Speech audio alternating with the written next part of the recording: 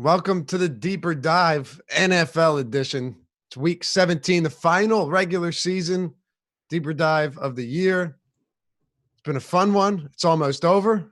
I'm Dave Loughran, with me, Ben Rasa, and our sponsor, FantasyDraft.com. I don't feel great today, Ben. I'm sure. I assume you can hear it in my voice. You don't sound great. You don't particularly look great either, honestly. It's times are tough over there. But it looks like you had a good night, though, at least. No, I just sat around. Yeah, well, sometimes that does it. I mean, look at me. I don't do anything, and you would think I'm out doing dangerous things with the way I show up. But I did have an enjoyable night. I spent a lot of money on virtual. The PA Lottery's got this virtual horse racing thing, virtual NASCAR. It is really fun. I've been you get there, a couple drinks in you and it's over. Yeah, it's like Keno. All that stuff is Keno. Real bad. Yeah. They got Keno there too. I could see you playing some Keno. Love Keno. Love Keno. Yeah, I figured you would. Yeah, it's real bad for you though. Don't do that, people. You never win ever. Never win on anything. The virtual football one, you never win. It's fun, but you never win anything. It's a racket. It's below scratch off tickets. Yeah, I think like that's telling you something where we're ranking these. But I found myself in a bar, yelling at the TV like I'm watching an actual horse race, which, first of all, highly embarrassing. But once you get to a certain point, there's no turning back. Like, actually, screaming because you need your horse to place, and the whole thing's fake, Ben. Yeah, I mean, my first love is horse racing. So even virtual horse racing, I can get down with. Honestly, looking at this slate, going back to the bar right now, I'd rather do virtual horse racing and talk about this 15 gamer where since we started the show, 10 more guys are sitting. I think it's crazy. It's unbelievable. This is one of those days to pay very close attention to line movement too. Like the Titans Houston game. When you're looking at a Titans team that's a touchdown favorite on the road in Houston, that tells you all you need to know before we even knew that Deshaun Watson and DeAndre Hopkins were going to sit, because Bill O'Brien said, we're going to play to win. But see, that's why coach speak is bullshit. By the way, we're happy to have all you guys with us for this final week and sticking with us throughout the season. That's why coach speak is nonsense, Ben, because Bill O'Brien could have just as easily meant, hey, well, we're going to try to win this game. I'm just going to try to win this game with my backups. So 100%. Got to pay attention to line movement. We've seen the Titans, the Bears. These lines have opened and now moved significantly because of that. My one question, and I know it's not super pertinent to the slate itself, I wonder what the Texans will do if the Chiefs somehow lose. Right. Because they are at 4. Keep in mind, they've tried their best to keep the games even in terms of time, but there are a couple where teams will get updated information and be able to react. This is one of them, yeah. Yeah, this is one of them. But my question, though, are they really that afraid of playing the Bills? Yeah, I mean, it doesn't really matter per se. I guess the only thing you could say is if stuff goes crazy, you have a better chance of somehow getting a home game, possibly in the AFC champion. If you're the 3, you could theoretically play the 4 at some point. Right. I think Bill O'Brien also is pretty aware or pretty confident, at least, that Kansas City is not going to lose this football game. That's true. Because they're not. This is a huge game for the Chiefs. Yeah, I mean, they're going to do their part, I think. Ultimately, they can get a bye. It's still possible for them to get a bye. But I think Miami has to beat New England, right? Yeah. So that's pretty unlikely. There's a lot of dominoes in that, and I think it's important to talk about this even in a macro view. Like, the Chiefs and the Patriots play at the same time. The Patriots are 17-point favorite. I wonder what happens with guys like Mahomes if they realize that the Patriots are, up to a sizable lead. Will they ease off the gas? I think that is possible, but they're in the gray area of the slate. Okay. And this stuff, honestly, is the most important stuff out of anything. In my opinion, the whole statistical breakdown for a slate like this is really second to being able to understand because if you don't know who's going to play all their starters, the numbers don't mean a thing. No, I mean, for anybody that plays preseason NFL, you know immediately it's not about who you're picking. It's about making sure that the guys are playing what you think they're playing in terms of a role. Yep. We'll get started right now, diving into it. And by the way, there's 15 games, but I promise you there's probably 6 games that are just almost entirely not worth. We're going to discuss all of them, but there are a few, Ben, probably 5 or 6 that are just outright horrible and don't really have any value on either side. Yeah, I mean, I would flip it. I think there might be only like 6 useful games at this point. It's just horrendous. But obviously, we're going to touch upon them. The first thing you should do on the slate, and we're going to do our best in each game, try to gauge the motivation, because that's going to tell you what you need to know, and then you can dig into the plays. Today's show is sponsored by FantasyDraft.com. It's the only rake-free daily fantasy sports site in the industry. Did you know that over time, a player can lose 30% of their bankroll due to rake, Ben? I know. Because of you, I know this. Now you do. Yep. But Fantasy Draft has fixed that, friends. Only on Fantasy Draft are 100% of the entry fees paid out to the winners 100% of the time. It means more money in your pocket. Sign up at FantasyDraft.com. Use the referral code AWESEMO, AWESEMO. Get a 7-day free trial membership to FantasyDraft.com, the only rake-free DFS site in the industry. Go ahead, check it out today. Still a lot of big contests left. Use the sign-up code AWESEMO. Get a 7-day free trial membership. That's FantasyDraft.com, sponsor of the NFL Deeper Dive. All right, man. Kicking it off with Buffalo and New York. Joy. Terrible game. I actually had somebody tweet me, I guess it was this morning or last night, and I didn't see it, said, is Sam Darnold like a sneaky play? I have a gut feeling.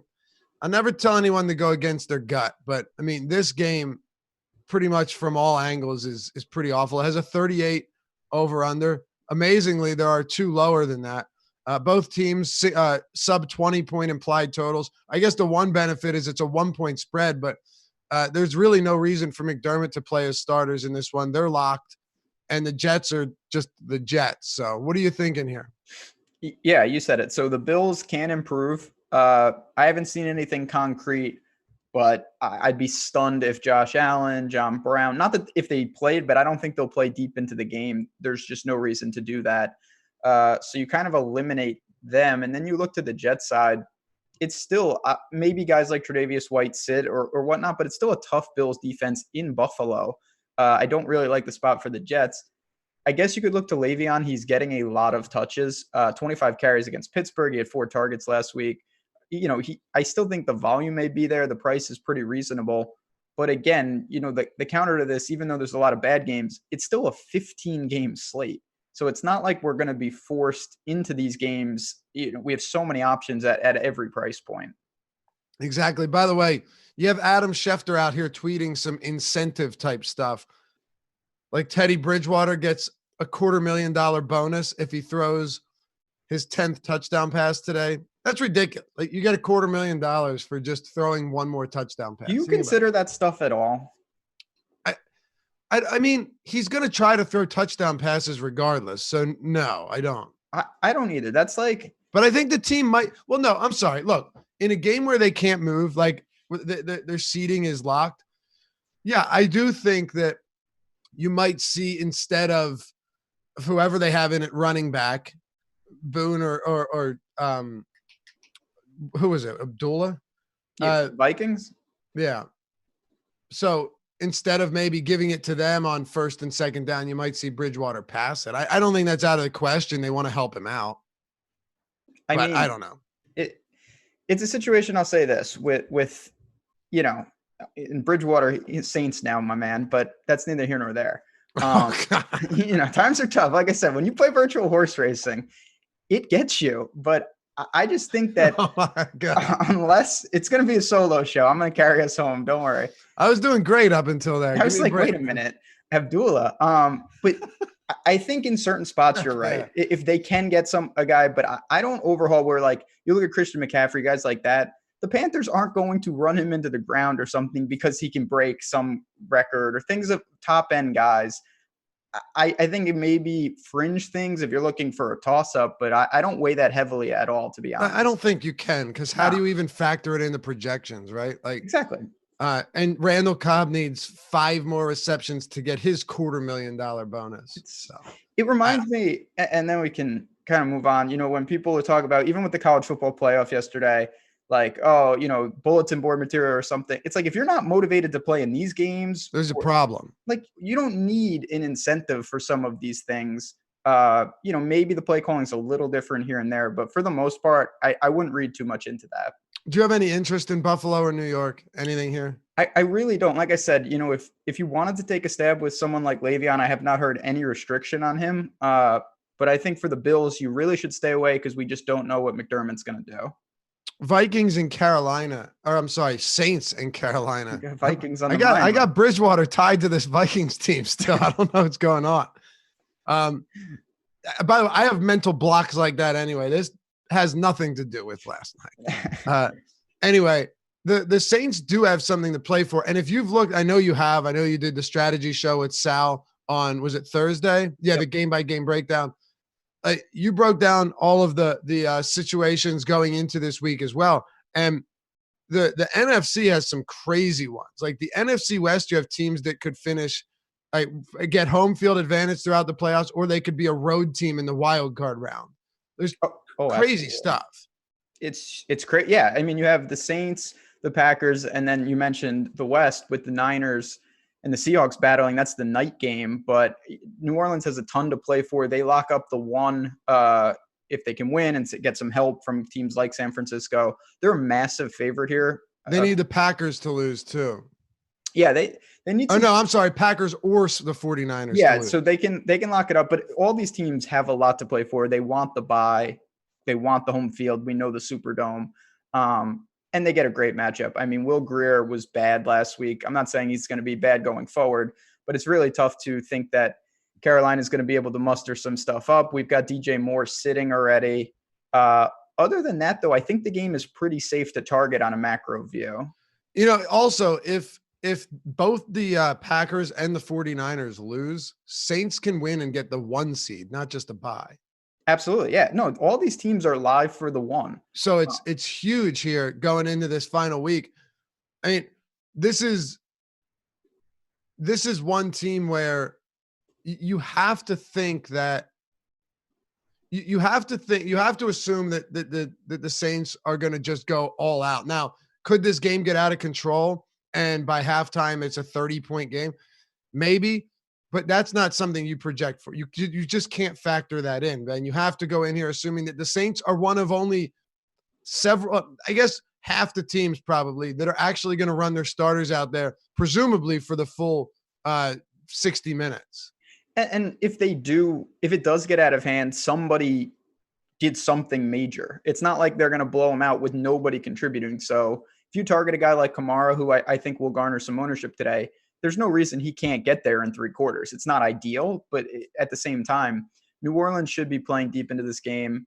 I don't mind going there. Michael Thomas, of course, is a fantastic play. He's just so expensive. Yeah, Taysom Hill. It'll be Taysom Hill. That's where you'll get like 50 fantasy points from. I was talking about that with Sal. There is no team in the league that, you remember like Keith Kirkwood when he was scoring points? Like, of course. They got, they use guys I didn't know existed. So I know they like to change it up.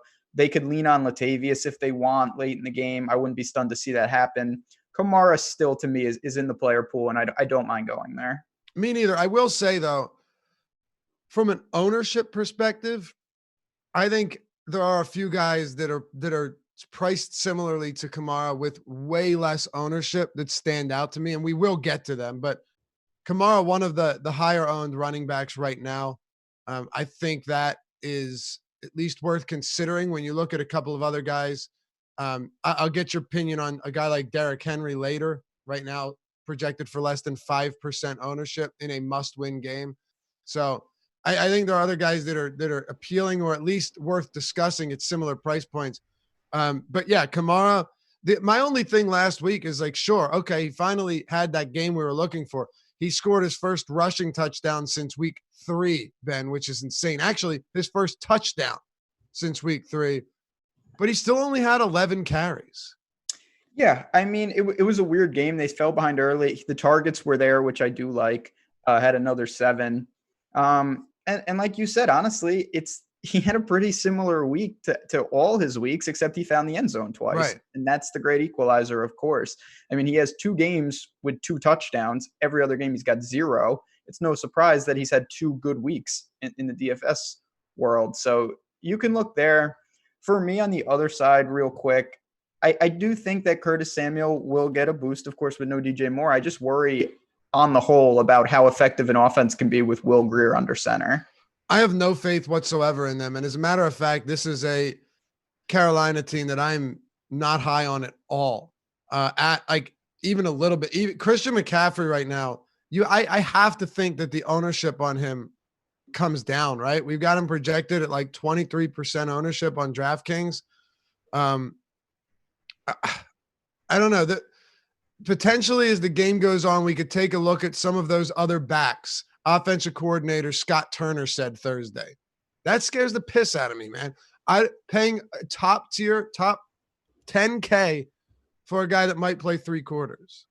Yeah, it's definitely scary. It's a weird situation because as so much value opens up with so many guys resting, you almost need someone to spend the salary. And then you look, and obviously McCaffrey's an easy way to do that. I think that's where some of the ownership comes from.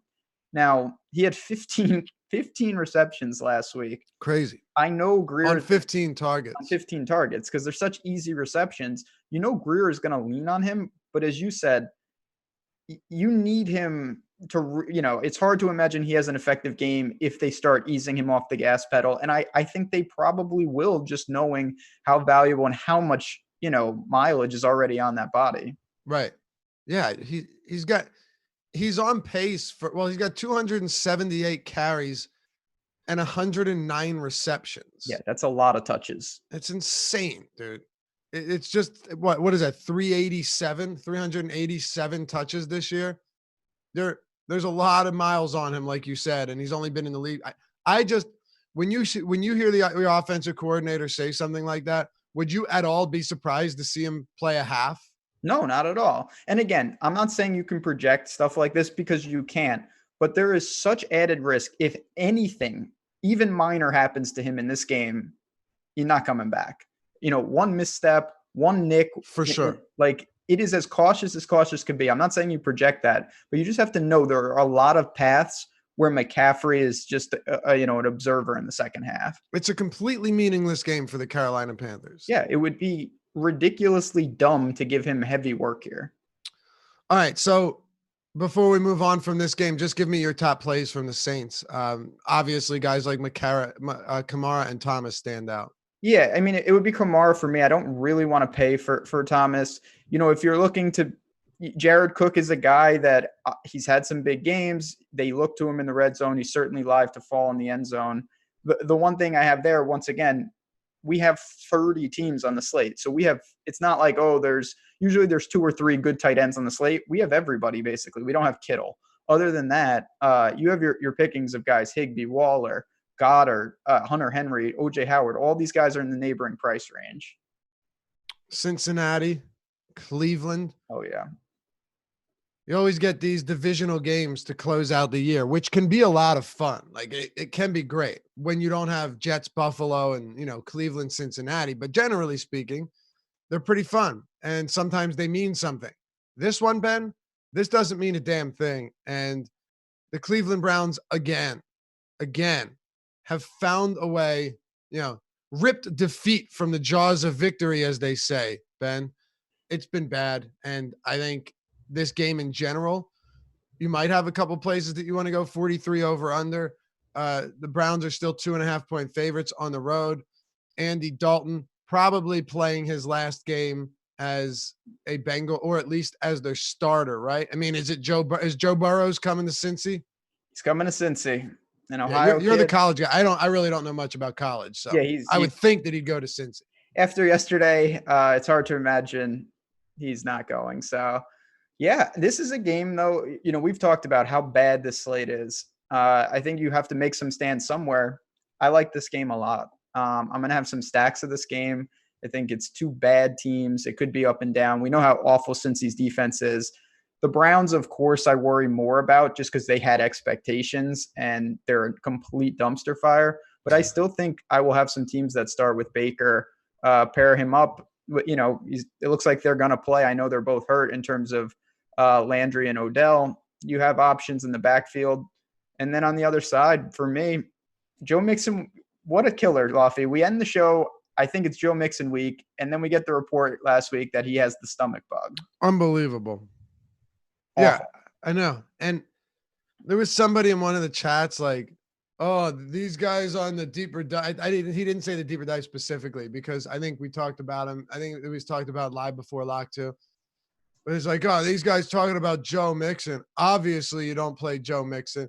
It's like, yeah, well, we got the news that he was dealing with a stomach bug after the show, and that changes everything. And that can happen. And look, good for you if you didn't play him. And I scaled back a ton. I ended up with like virtually no Joe Mixon because I didn't know what to think of that. And it's funny though, because he still got the work. So was he just highly ineffective against Miami and we were just dead wrong on him? Or was he highly ineffective because he was dealing with an illness and averaged less than 2.5 yards per attempt? That I'm not sure of. No, it was weird. He didn't have a ton of snaps, but every time he was out there, he was getting the ball. And that was the game that, I think a lot of people liked. It ultimately worked out a lot. Chad just mentioned another guy I want to throw out there. John Ross is better late than never. He was in tournament winning lineups last week. He certainly was. And he was a guy you could have ran back with your Dolphin stacks, or you could have used in some Bengal stacks last week. 13 targets. I don't see any reason why he won't get a ton of work here. We know Tyler Boyd's going to be involved. He had 15 targets. That game did go to overtime for what it's worth. But this is one I know there's some risk. It doesn't stand out total wise, but you have to do something on the slate. And this is a game that I actually plan to attack. I'm not opposed to it. From an ownership standpoint, I can't imagine. No one's going there. Yeah, I cannot imagine that these guys are going to be garnering much attention. If you just filter by matchup on our ownership page, you go to awesemo.com, by the way, and go to the NFL tab. You'll see ownership projections there. Click on the main slate. We have them for all slates except today. There's only that one slate. There's the afternoon slate, but all of these games are taking place on the same slate. The highest projected ownership among anybody in this game, Ben, not on just Cleveland or Cincy, in this game is Jarvis at 10.3%. And we will get updated ownership. It updated 5 hours ago, but I assume we'll get that relatively soon. Joe Mixon is second at 5%. And then you've got Chubb and Beckham and Ross down there between 4 and 3.7%. So that tells you all you need to know. Tyler Boyd at 2.6 projected ownership, 2.6%. And that's one of the benefits. I don't like a 15-game slate. I think it's a little much. But the nice thing is that you're able to get leverage on spots like this. I don't need to have 30% of this game. I can take, middling ownership in the teens, and I know I'm going to get really good leverage on most of the guys. So who do you like the most? So for me, I do think that, the Cleveland side of the ball is a little tougher to project just because, they've been the disappointment. I think I have to at least look to guys like Baker and the receivers. On the Cincy side, though, John Ross and Joe Mixon are two guys that I plan to run it back with. Maybe I'll get creative and use a Bengal stack, but I think Cleveland stack with a Bengal coming back is how I plan to attack the game. Okay. And lastly, when you're looking at the running back situation, we know that the Cincinnati Bengals have been, look, they've been bad everywhere defensively. So it's not just a pass. It's not just a run, but amazingly, Cleveland and Cincy rank bottom 5 in run defense DVOA this season. Now, Cincy, unlike the Browns, who have actually been somewhat decent at defending the pass, they're right in the middle of the league. The Bengals are 28th in both. So they get hammered everywhere. But I have to ask, is Nick Chubb at this price point viable? And keep in mind, too, that the last 2 games where he saw limited opportunities, they were playing from behind. But, of course, Kareem Hunt's there, and that makes things a little bit more difficult. Yeah, I think that on a slate like this with so much in flux, you can go there. I know Kareem Hunt is behind him, and it's a tough sell You need the right game flow for Hunt to get there. You need Cincinnati to score some points probably because he's going to get there via targets. But with it's raining in Cincinnati, I don't worry about that too much. I could see this being a ground game though. I just think again, this is one of the few games on the slate that I know that I can get over with relatively low ownership. And I think there is a big range of outcomes in terms of where this game ultimately falls score wise. I'm with you. Man, I got a wicked head cold. Yeah, everybody is sick. It's terrible. It's killing. I'm just getting over mine. Are you? Yeah, I was from California. From California when the Eagles beat the Vikings. Yeah. I remember that. That was a good time though. Yeah, that was a great day. Anyway. Because you needed a bunch of things to happen. So you won $50K. It was a useful day. Yeah. And I was like trying to play the middleman because I'm a big Eagles fan and you needed things not to happen. Somehow it all worked out and we all won. Beautiful. Green Bay, Detroit. So the Packers face a Detroit team that, by the way, that news Marvin Jones is just horrible. So terrible. Awful. Really, really sad stuff. I think what was it? His infant son died, right? Yeah, I think it was a boy, but yeah, just terrible news, of course. And then the news for the LSU offensive coordinator yesterday. Insane. Yeah, that was shocking right before the game. Just terrible stuff out there. Crazy. Anyway, we got ownership updated. Tom just let us know that now, so we'll take a look there. But first, let's check out this Green Bay Detroit game and see what we've got here. The Packers are another team. Like I said, the NFC is wild. It's just littered with different potential playoff seeding. Packers can actually get the 1 seed if they beat Detroit and Seattle beats the Niners. So here's another team, Ben, that has a ton to play for, even though they're playing against a team that has nothing to play for. This is a good spot for the Packers. We know that they want to be in the tundra up in Lambeau for the playoffs. They come in. The Lions have lost 8 straight. The Lions are awful. They're completely toast. Everybody's on IR. First time these two teams played, the Packers hung 42. The stunning part was the Lions hung 30. I think that's the part that changes. I think Green Bay will run through them again. Was that the Marvin Jones 4-touchdown game? I believe it was. Let me just make sure. Might not have been. Before I say no, that came against Minnesota. Okay, that was the next week. Yeah, Marvin Jones, that was probably when I played him. 2 catches, 17 yards. But, this is a situation. Aaron Jones, I know the price is up there. You can look to him. He had 23 carries and a couple of touchdowns against a Vikings front that's much tougher than this. Detroit can't stop anyone. It looks like Williams is doubtful, so we shouldn't see certainly a timeshare like we have been. This is his backfield, and we know the Packers kind of want to run the ball at this point. Rodgers has been quiet. Aaron Jones, Devontae Adams on the outside, great matchup as well. I don't care who's covering him. So like the Packers, the Lions side of the ball is still very suspect. Oh, yeah. I mean, where would you even look if you wanted to look there? What would you actually feel even remotely decent about? Amendola was a guy that for a couple weeks there garnered a little interest. He was getting some target share, but at this point, the ceiling is so capped. Below is ineffective. The running back situation, why they brought back Kerryon Johnson is one of the I don't makes understand. No sense at all. Just insane. It really makes no sense. He's not in consideration though. Hawkinson, the tight end, is already on IR. Galladay, it's just very tough for him, to be effective. Now, he did see 12 targets against the Broncos last week. I'm just not sure I have any interest in this passing attack whatsoever. And just to put this in perspective for you, Ben, the Packers are 12.5-point favorites on the road. Yeah, I mean, they should just coast in this spot. It's hard to, you never want to lay those type of points as a double-digit road favorite, but I mean, this is crazy. And Chad brought up Dexter Williams. I mean, he should spell Aaron Jones. I don't know if I think that's a little thin to get there. He'll have a role. I just don't know if I would go there in terms of a play.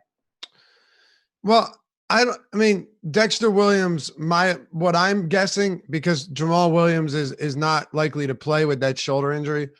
My thinking on Dexter Williams is that he does not fill the Jamal Williams role, but he spells Aaron Jones. If That's that what makes sense. I think. It's going to be a more traditional, they have a lead back and then they have a backup. Whereas, Green Bay's been working, it's kind of like a 2/3, 1/3 timeshare. I don't think it'll be, I think this is more 75, 25, 80, 20 style. Like a Dalvin Cook, Alexander Madison situation in New Orleans. I'm kidding. New Orleans, of course. Yeah, that's right. But in all seriousness, I don't think Dexter Williams, like just because LaFleur says that, they might rely on Dexter Williams. Yeah, again, coach speak, that doesn't mean you might rely on him to pick up 3 or 4 carries. Like that's still relying on him in his mind. So I think Aaron Jones is a spectacular play. 2 touchdown favorites on the road, a game in which they could see themselves vault to the number 1 seed. What's not to like about him? No, it's just an opportunity cost. Do you want him or do you want some of the guys, we haven't talked about Zeke or Derrick Henry. We mentioned Kamara. These are the choices that you have to make up top. Well, that's kind of the question, though, is like, and I don't want to spend too much time on this, but I think it's important we spend the time on the games that matter and then really just coast through the ones that don't. How much does ownership come into play here? Because Aaron Jones right now is projected for, let's see, we just got updated ownership for anybody that's already a premium Awesemo premium member. Aaron Jones is at 14%, which on this slate is quite high. Yeah, I mean, I think he's one of the higher floor guys. I wouldn't mind him as a building block in cash if you wanted to go there. But in tournaments with so many pivots, I probably come in close to that. I don't really see the need to make a big stand on a guy like Aaron Jones. I think he's a fine play today and one that I certainly want some exposure to. And final thoughts on Davante Adams. Right now projected for the third most ownership at his position. That's a little surprising just because, we've seen Green Bay at times run a little bit more. We know the targets are going to be there. He does it's really been a touchdown. It's kind of like Kamara. He only has 4 touchdowns on the year. Yeah. All 4 of them have come over the last 5 weeks. He didn't have a single touchdown through week 10. Granted, he dealt with an injury that sidelined him for a little while, but that was crazy coming off. What do you have, like 15 last year? Yeah, he had a huge year. And that's really what's limited. So I don't mind that. I'm not going to be playing them together, obviously. I think that's a mistake. That's just a little too much salary, in my opinion. Okay. I don't think you need to either. But if there ever was a team where I'd feel okay playing the running back and their top wide receiver, it's Green Bay, especially with Jamal Williams out. Like those are the only 2 reliable weapons on the entire offense. Yeah, I've seen people mention Lazard and chat. If you're looking for a cheap guy there, sure. If you use Adams and him, you're going to use Rodgers, of course.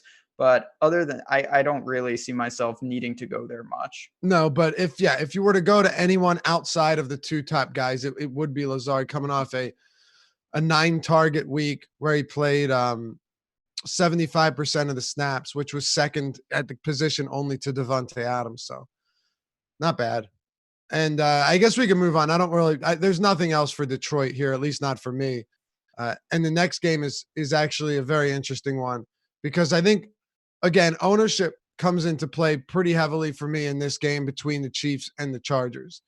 They're outside of Damian Williams, like everyone's getting 8 or less % ownership. Now on a big slate like this, that's not super low. It's not unowned, but most of these guys are not getting any attention. And this game's got a pretty healthy 45.5 point over under. It's the third highest on the slate. The Chiefs are huge favorites. They're double-digit favorites at home, 10 points, 27.8 implied total for them, which is higher than all but I think 2 or 3 other teams. So I don't know. This game's not really getting a whole lot of attention, Ben. But as we know on both sides, the Chargers have no excuse for their offense to be so bad this year. You just look at the weapons that they have scattered throughout this offense. And the Chiefs also have great weapons. So always a viable game stack. What are your thoughts?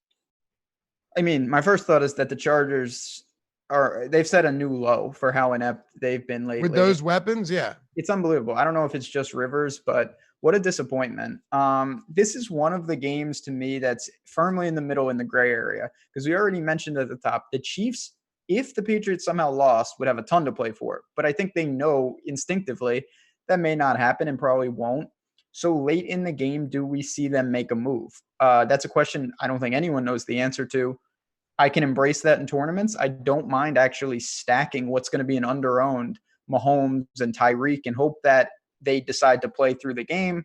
Maybe they just get there at the beginning. We know he has such massive upside in terms of a ceiling. And then on the other side, you have Hunter, you have weapons. I think you've acknowledged that, Keenan Allen, Hunter Henry, Melvin Gordon, I guess. I mean, the Chiefs are weak versus the run. But it's a game with some risk just because we don't know exactly what Kansas City wants to do. Yeah. I mean, they're still huge favorites. And you said you don't know what KC wants to do. I also don't know if the Chargers are just going to lay down and die in this one either. Yeah, I don't think they will, but I don't know. I mean, that coach might get fired. Anthony Lynn. Yeah, I think there is a chance that he's gone. I still the tough part for me when it comes to the Chargers is, I mean, look at this roster. Now, guys like Hunter Henry, you go out there and have an 80-yard 2-touchdown game. Keenan Allen. What about Keenan Allen? Keenan Allen can blow up. It hasn't happened recently, and Phillip Rivers has just looked miserable, but Keenan Allen's another one. Mike Williams is a deep threat that usually Rivers can't connect, but when he does, there's certainly upside here. And Mike Williams has looked a whole lot better over the past few weeks. He's on pace to, by the way, only 2 touchdowns. He's still on pace. He only needs 37 yards to crack 1,000 this year. Yeah, he's quietly been impressed. And that's the other problem with the Chargers, honestly. They have 2 running backs. Yeah. A stable of pass catchers that can all really contribute. It's not a team where we just talked about the Packers. We got Aaron Jones, we got Devontae Adams. That's basically it. This team has legitimately 5 middling weapons, and that makes it tough to peg production, especially when you're not looking, at least I'm not, to go to Rivers where you can load up on 2, 3, 4 of the weapons at the same time.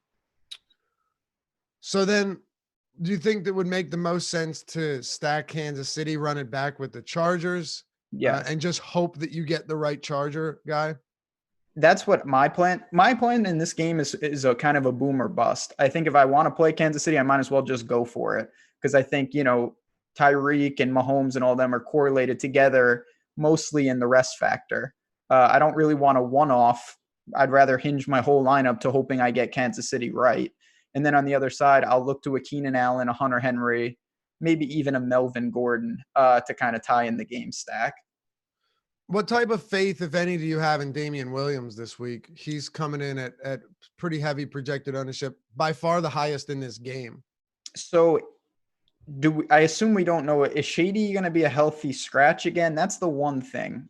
Because he sat, and that if LaShawn McCoy doesn't play, I do like that pay down option. So he is likely going to be active, but again, I don't know how much that actually means.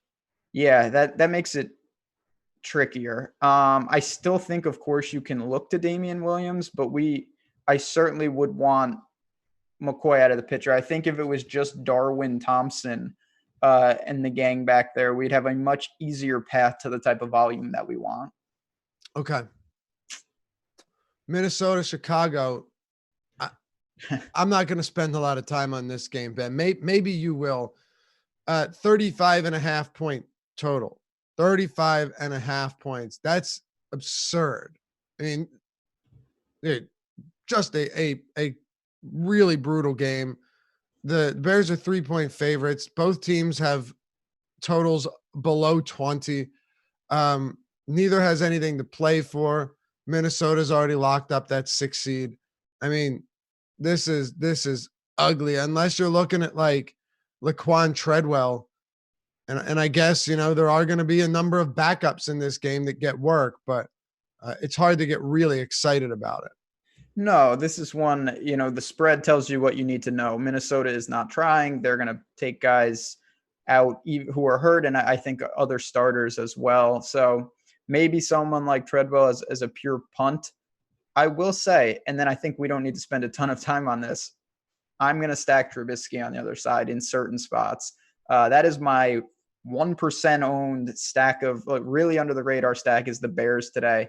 I think you can look to him with Allen Robinson, mix and match maybe some other guys in there, I could see them having a big game despite an anemic total on the road. I don't think it's crazy, and the reason is pretty simple. Like at least you have pass catching options like Allen Robinson and like Anthony Miller that can actually have big games. You're not stacking a Washington and hoping that Steven Sims has another game like he did. These are two very quality wide receivers that have proven they can give you 30 fantasy points. I'm not saying both will, but at least the Bears are a pretty stackable team here. And they're going against the Vikings defense that I would assume won't be at full strength because they're going to, come off some of these starters and the Bears. I never worry about the ceiling when I play the Bears. It's that the floors to these guys are non-existent. I'm not worried about that in a stack like this. It's a high leverage, super low owned type thing. And I think a game that most people won't even pay attention to. Would you run it back? Maybe with Treadwell, but I don't even think you need to, because if the Bears stack goes off, this is a game that in my mind easily could just be like, 31-7 Bears, and I wouldn't blink an eye. That's exactly what I'm you would expect that to be the case, or at least the potential for the Bears to come out here and end their season on a high note with all of their starters. So I think you're right. This is actually could be a low key decent spot. It could also give you nothing. Like you could, of course, this could be a 10-7 game, but I don't disagree that Trubisky and the pass catching weapons on this Bears team have potential. The other obvious spot, and then I'm done with the game. I think the Bears defense will be very popular. They're just $2,100 on DraftKings. Okay. Miami, New England. Fun one. Yeah. Right now, the Pats have a 31-point implied total. They are 17-point favorites. 45 over under. I mean, just very little to get excited about here. The Dolphins have a 14-point implied total. It's the lowest on the slate by even 1.5 points lower than the Panthers and the Lions. It's bad. But I don't know. It's funny because Ryan Fitzpatrick is the type of guy that will come out here and either throw 5 picks or he'll look phenomenal in the season finale as the Miami Dolphins do everything in their power to take themselves out of quality draft picks. And by the way, Sonny Michel is expected to play. He was questionable with an illness. I guess we'll start with New England here. I don't know, man. I don't know. Yeah, I did the Yahoo show on Friday with Nolan. It was a great show. I spent half the show ranting about how I thought this was the blow-up spot for Sony Michel. 40 carries in his last 2 games, was just shy of 100 yards in both, didn't find the end zone in either, and now we get word that he is sick. Yep. I've tempered my expectations. I still may roll the dice, but I just want to be clear for people who watch that show, this is not what I envisioned. I thought he would be good to go. Now we know the Patriots, guys like Bolden could get in the mix. Burkhead, of course, could get in the mix. I don't know if Damian Harris would even be active. I doubt it. But at the same time, we know how New England operates, and they're a 17-point home favorite. So buyer beware across the board. And it's a shame because it's something we've talked about a lot. Sonny Michel really only gets the carries when they have a healthy lead. And now, fortunately for him, that happened a lot this season. But look at any game where it's like very close. Bill Belichick kind of gives up on running the football with Sonny Michel. When it's not competitive, he says, all right, guy hasn't been very good, but can't hurt us. And like you said, he's actually had his 2 best games in terms of, outside of the one against Washington, his 2 best games in terms of average yards per attempt, 4.7 and 4.6, 40 attempts, as you mentioned, 185 yards over that span. It is a really interesting spot for Michel because it feels like if he were healthy, he could come in, get 20 carries, have 2 touchdowns and 100 yards, and you finally get that game you were looking for at a sub 5K price point. But, is this a Joe Mixon part 2 where he gets the carries and he's just horrible? Or does he just not get them because they don't need to give him the work? That's the scariest about me. With New England, they have so many options. It's almost like the Saints, where you're like, they can score in so many different ways. And we know that Sony Michel is a volume type guy. He has to have the volume because he doesn't catch the ball. And if you don't catch it, you need touchdowns and you need carries.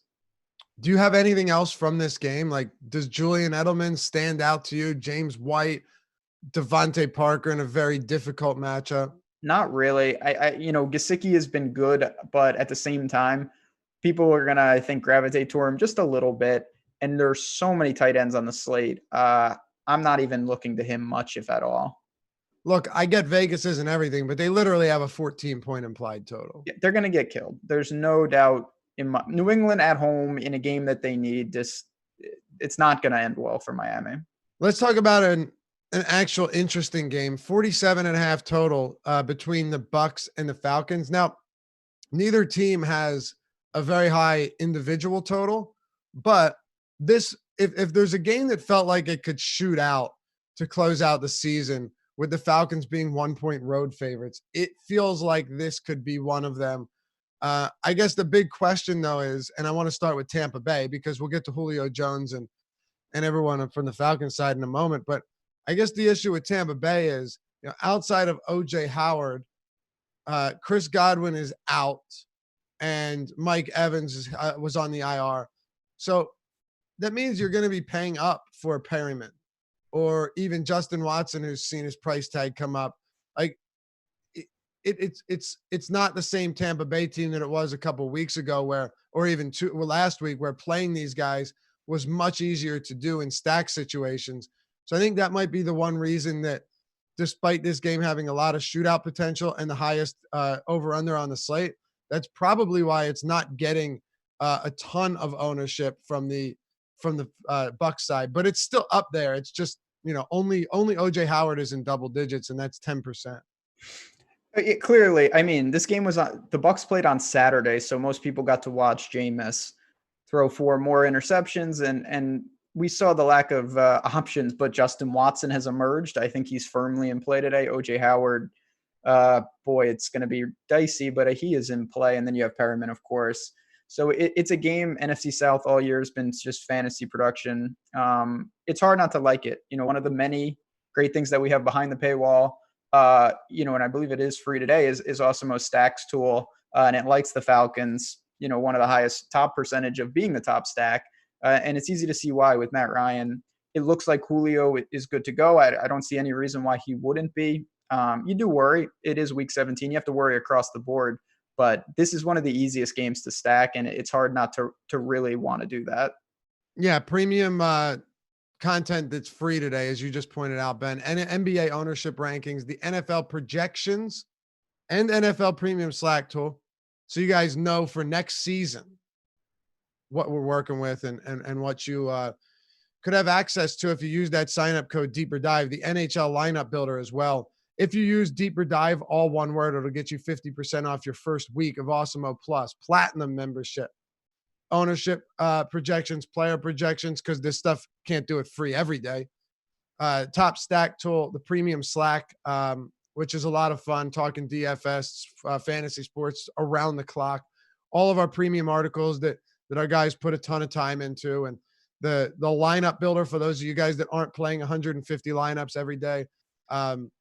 So much more. The Fantasy Cruncher add-on. Ben, I don't have time to go over all of it, but we got a ton, and you can get 50% off your first week by using the sign-up code Deeper Dive. Yeah, just if you want to know what it is, just sign up for that. Come check it out for the week, and you will see all the features that we got. It's a ton of fun. Awesemo.com/join. Scroll to the bottom of that too, and you'll see all of the videos on our most popular tools, our best tools, developed and used every day by Alex Baker, Awesemo himself. And he's pretty good. So definitely you're not going to be, this isn't a situation where you're using tools and someone puts their name on them, but actually doesn't use them, because that's ridiculous. So awesemo.com/join, use the sign up code Deeper Dive, get 50% off your first week. All right. Is there anything else you wanted to touch on with Tampa Bay? No, I think that we know what Jameis brings. He's going to make some mistakes, but he can rack up the passing yards. Watson, Perryman, Howard. I'm personally not going to chase. I want to mention Devontae Freeman specifically. Brutal split here. Tampa is number 1 DVOA against the run. It's not like he can't contribute in the passing game, but coming off that big week, I think for me, kind of a red flag. I'm going to let other people maybe chase that production. I mean, they pose a huge. They are like the most pass funnel defense in the league. Yeah. So tough spot. It is. By the way, their pass defense has actually shown some market improvement as the season goes on. I don't think they're spectacular, but it's kind of weird. I mean, they waived, was it Vernon Hargraves, Next right? words out of my mouth were not to rip on that guy, but it seemed like the minute they got rid of him, everything improved. Right. Yeah, I know. It felt like it's like addition by subtraction in every way. So I don't know. Football Outsiders has them 12th in pass coverage. The last thing I want to say about this game, and then we can move on. This is just a week 17 thing. I think it goes across the board. This is going to be a popular game. Game stacks are always a thing. Game fades, I think, are really important in week 17 because we don't know about teams. There is a chance that Julio and Atlanta, for some reason, they rest their guys late. They don't want to put injuries in things. I think it's wise if you're making a ton of lineups to fade some of these popular games completely and hope that the coaches do something unexpected. Fair enough. There is a bit of there is a little bit of a storyline for Julio Jones, and that's the 1,400 yards, Ben. So if you look at what he needs, I think 84 yards, and this would be the 6th consecutive year that he would pass 1,400 yards in the event that it happens. And I believe that would tie him with some really good players, but I don't know. I think there might be some incentive to get him to 1,400 yards. It wouldn't surprise me. No, I mean, he's seen 35 targets over his last 2 games. If he plays full workload, he's a great play. It's just week 17 has unforeseen things that happen all the time. There's just added risks, similar to preseason. Mm-hmm. All right. So let's see here. Okay, so he actually set the NFL record last year with 5 seasons of 1,400 plus yards. Keep going. Pad those. He's spectacular, man. 35 targets, 23 receptions over his last 2 games. He's amazing. I agree with you that certain spots are worth saying, you know what, I'm just going to take a stand and fade this game. And something like Julio, I can see it, but I do really like Julio Jones today. Oh, I want to be clear. So do I. I just think that in a situation like this, there's a lot of if statements. It can be effective because people see this game and it's hard not to have interest. Yep. All right. I'm with you on Freeman, and I don't know there's really anybody else that stands out. I did want to ask you about Austin Hooper though. So again, with tight end being so bunched, I'm not making it a priority, but where I use Falcon stacks, he's part of them, and I don't even mind him as a one-off because I think the way to attack Tampa, even with an improving secondary, is still through the air. Okay. Move it on. Yes, let's do it. All right, probably the best game of the slate right here. Yeah, this is the one I've been waiting for. Fantasy Gold. Champing at the bit. So I'm really stoked to watch this Baltimore and Steelers game. Very exciting. 37-point total. Both teams, 19 and 18 point totals for the Steelers and Ravens respectively, but a 1-point spread. And I just think you're going to see stellar quarterbacking to start and all around shootout, Ben. It's a very exciting thing to be a part of. And if I bought tickets to this game as a Ravens fan earlier in the season, I would be thrilled to know that it's going to be Robert Griffin and not Lamar Jackson starting today. This is a game where one of the teams should, if whoever gets up first, should do the water boy strategy where you just take 3 knees and punt because your defense will protect it. This is an awful game. It's not even a hot take anymore. I think the Ravens win the game. I think they end the Steelers today. Duck Hodges is just not good. Mason Rudolph's on IR, so they're stuck terrible. with him. The Ravens are going to do what they do. Now, it's different personnel. We know Lamar, Ingram. I believe now Hollywood and Mark Andrews are also trending towards not even playing. It's going to be a new cast of characters, but this is going to be a quick game. They're going to keep it on the ground with Gus Edwards and Justice Hill, and they're going to force Pittsburgh to have to do something that they seemingly can't do, which is move the ball. Yeah, it's a horrible game. I think this is truly the worst one in this slate. Is it worse than Bills Jets? Yes, to me, just because honestly, with this game, it's more important to the Steelers, and I think that makes it even worse. It's just like a real game. This feels like 17-14 with a minimal range of outcomes. Here's what I hate to see. I hate to see that you could get a spot where Justice Hill, like, you know, you got a young rookie back and you say, okay, let's see what the kid's got, right? But Gus Edwards is still in the mix. Yeah. Oh, it's not an easy situation. I mean, we've seen so many times with the Ravens, they employ a handful of guys in that backfield, and both of them are going to get work, but neither of them are cheap enough where I think splitting volume is enough to really look to them and feel too confident. Do you have any interest in the backfield? I think if I had to pick, it would be Justice Hill, just because he's a little more explosive. He can catch the ball, but not a ton, honestly. I mean, Sony Michel being sick is forcing me to look a little more here. LaShawn McCoy being active is forcing me to look a little more here, but I still think they're behind guys like Williams and like Sony Michel. All right. I think we can move on. I mean, I have no interest in anything from Pittsburgh's offense. No. Pittsburgh may win the game, of course, but I don't see any way that they have a big day in fantasy. Okay. Let's keep it going. Washington, Dallas. This is still a big game for the Dallas Cowboys, Ben. And if they need to win, they absolutely need to win this football game, and they need the Eagles to lose. Now, I know you think the Eagles could lose this game. We'll get there in a moment. I have some opinion on that as well. But this is the second highest total game of the week, and it's due in no part because of the Skins, who have a 16-point total. Cowboys 29.8 implied total. They're 13.5-point favorites. So you know what? Vegas still and the people still say, hey, this is a good Cowboys team. But I don't think it is. I mean, I still think they crush them. And I still think there's good reason for Ezekiel Elliott to be very popular. Currently, I believe, Ben, as I filter back out of this, he is the highest owned running back right now, along with Christian McCaffrey. The McCaffrey thing seems weird. But I don't have any faith in Amari Cooper right now, and I don't know what to make of the passing game. For me, it's mostly Elliott, and most people are already on Elliott. So what are you doing with the Cowboys? I mean, I have no fear that the Cowboys don't roll them today. I think they're going to be very effective. It's just trying to peg, is it going to be a Dak game with Cooper? Do they try to get him going? Guys like Gallup, I don't mind.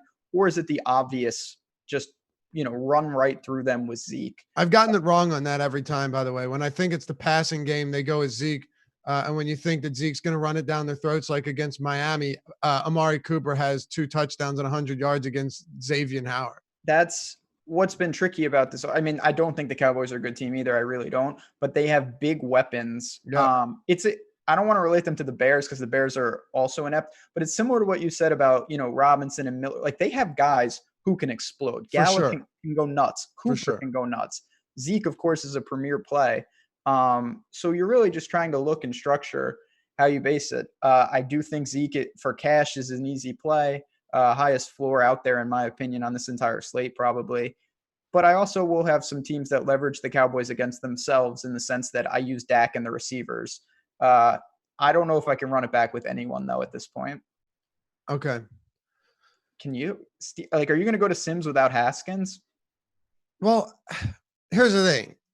I don't know if Case Keenum, I mean, it's a pretty lateral move, in my opinion.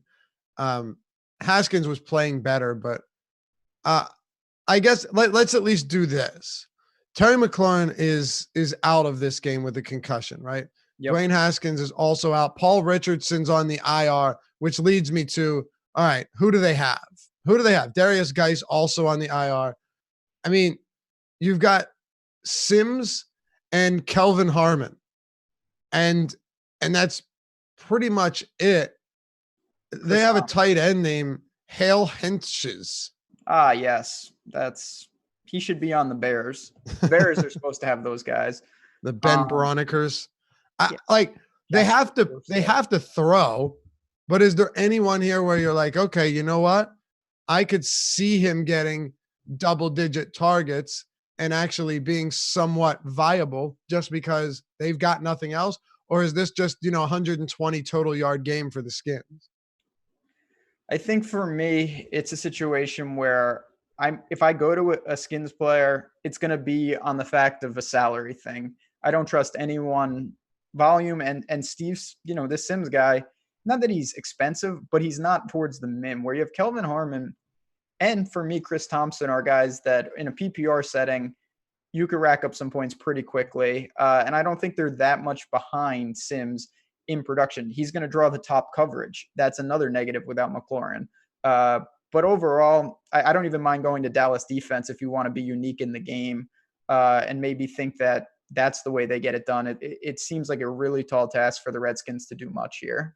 Okay. So no real run back for you. Maybe a cheapie, that's it. That's kind of one of the reasons I like Zeke more here. I feel like it could just be one of these games where Dallas controls time of possession. This game ends at like a 40-minute to 20-minute time of possession battle. That wouldn't surprise me at all. Me neither. And Zeke just does his thing. So we'll see it. We'll see what happens. But I understand why he's popular, and I do like him. But there are a couple other guys that we still haven't got to that are kind of interesting, and I do want to talk about them now. Tennessee and Houston, Ben. Derrick Henry, I think, definitely warrants or deserves a little bit of a discussion right now, and I'll tell you why. First of all, they're 7.5-point favorites now. It opened at 2.5 points, but they're 7.5-point favorites on the road against Houston. We know that Bill O'Brien has recently kind of changed up the game plan in that Deshaun Watson is going to be the backup and DeAndre Hopkins will be active but isn't expected to play. The over-under on this game has dropped from 49 to 43.5. It's just overall it's bad, and we've seen the line move in the Titans' favor heavily for good reason. Derrick Henry is someone I wanted to ask you about because right now you've got him coming in at like 5-6% ownership, and he didn't play last week. I think he would have been able to play, but that game it was an odd game where it literally meant nothing in the playoff battle or in the playoff scenario. Does he come in here and get 25 carries in a game where they're huge favorites and need to win? I don't see how he doesn't. Right. This is only the Titans are at the top of the list of a team that we know what they're going to do. It's all hands on deck.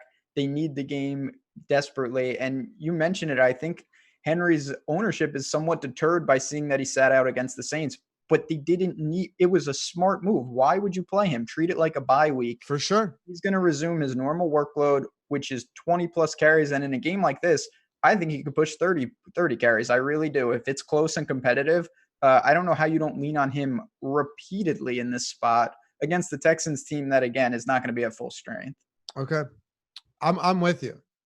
And it's just kind of fascinating that if you look at the ownership on running backs, Christian McCaffrey, or take Zeke, Aaron Jones, they're both at they're 21 and 14% respectively. You got to get all the way down to and Alvin Kamara is at 13%. You come all the way down to 6% on Derrick Henry, who's basically the same price as all of them. Yeah, to me, that's an easy buy and another appeal of a 15 gamer. As I said, you can take 15% of Derrick Henry. You get a nice 2.5x. Say he's ineffective. You're not dead by any stretch. But if he has a big game, that is a reasonable pivot against some chalk top end running backs. No question. Any interest in the rest of the Titans in terms of Tannehill playing really well this season?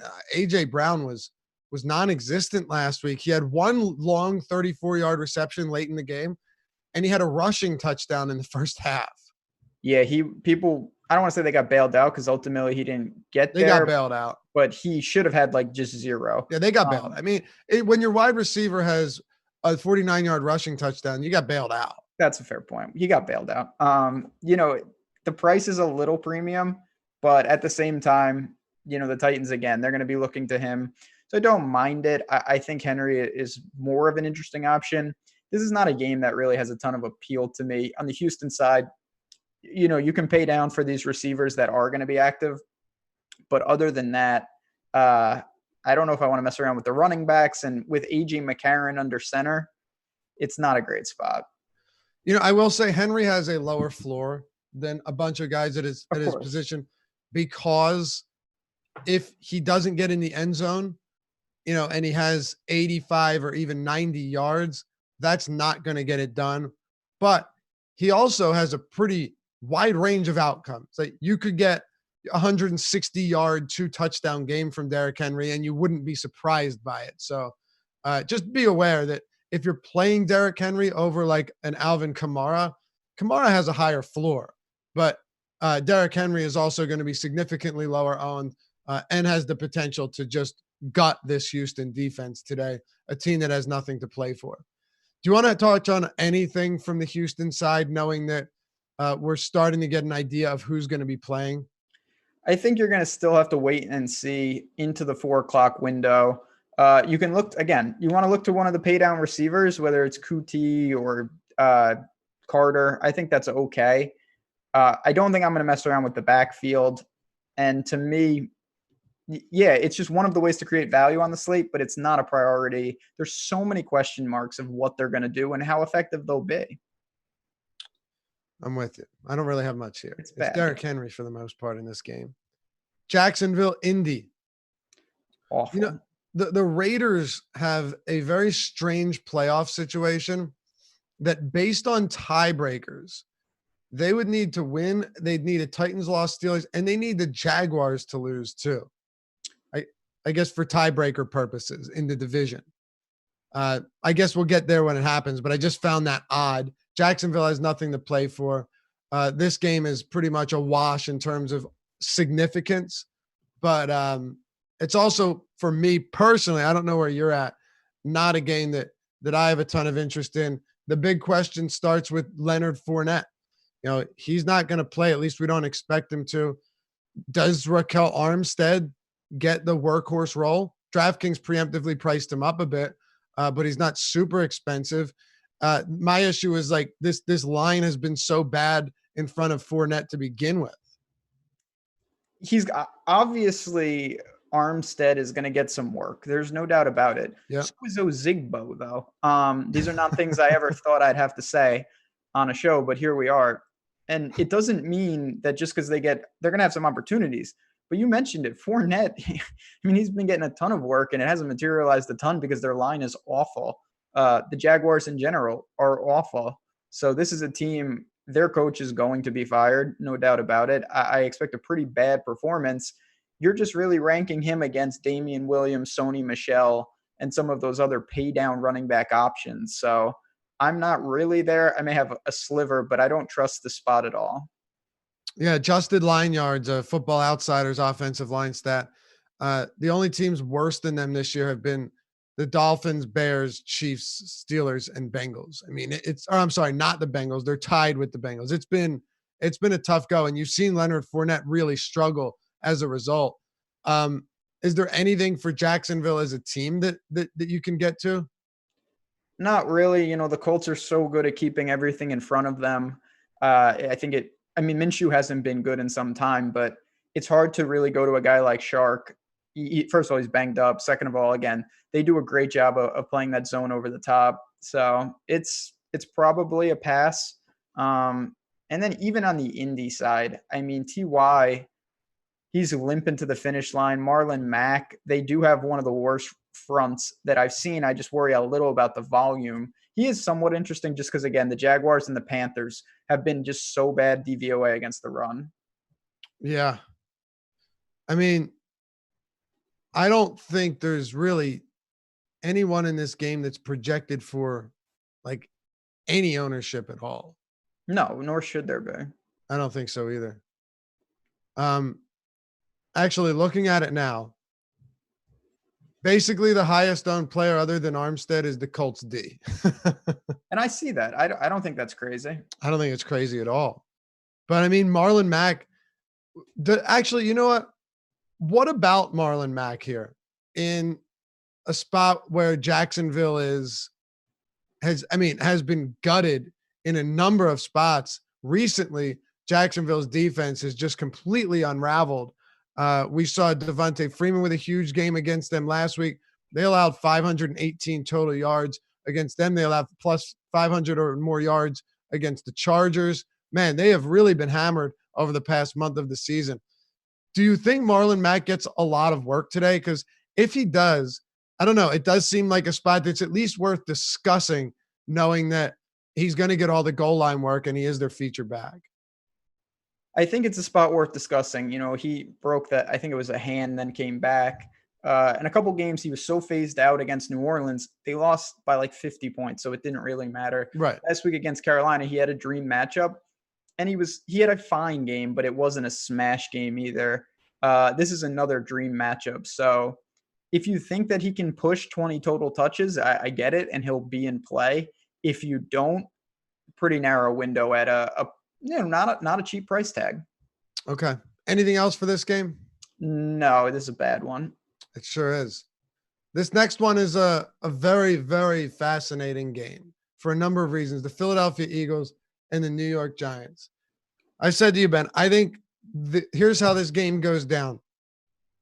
I have no clue because you don't know which Eagles team is going to show up. I say that 100% seriousness. Like, you don't know how this game is going to go because the Eagles have been wildly unpredictable. 44.5 point total. Eagles are 3.5 point road favorites with a 24 point implied total for them, 20.5 for the Giants. So check this out. I think what happens is the Eagles either lose or they blow the Giants out.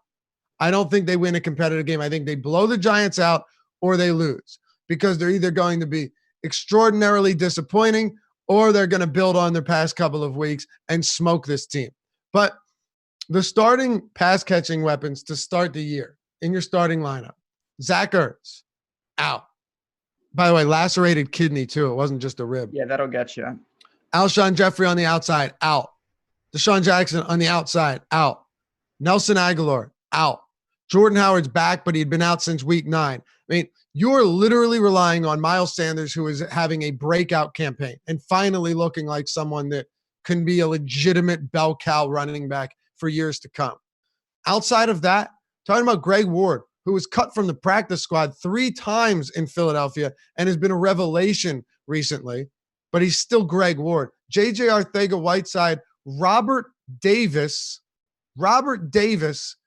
Dallas Goedert, who we will spend plenty of time on, and don't forget about Joshua Perkins.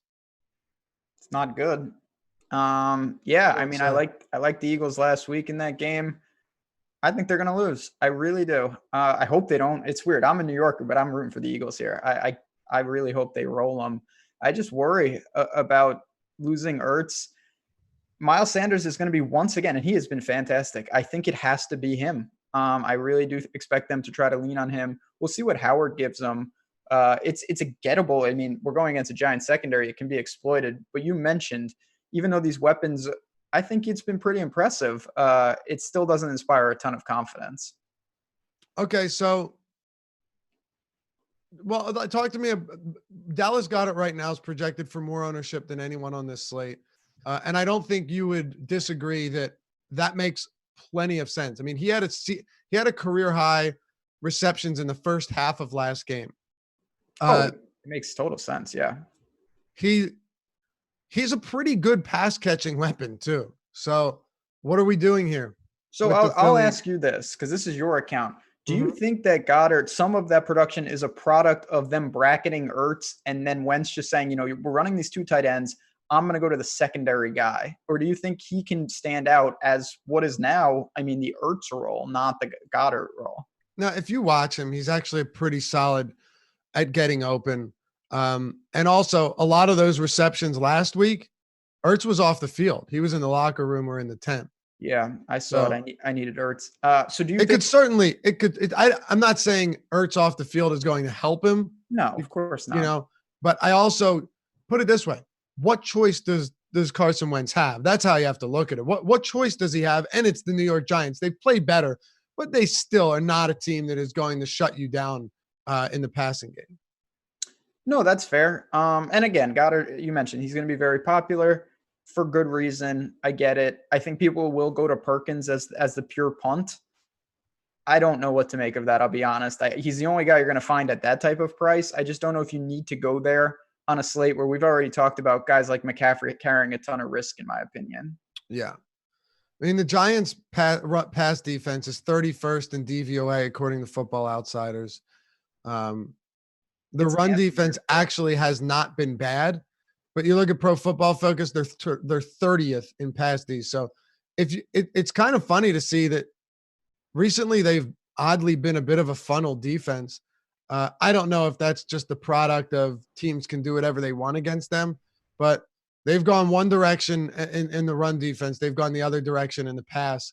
But I need to know where you stand on Sanders, because this is a really difficult one. If Jordan Howard was out, I think we'd be saying, go for it again. This guy's looked spectacular, and he's involved in all phases of the or all aspects of the offense.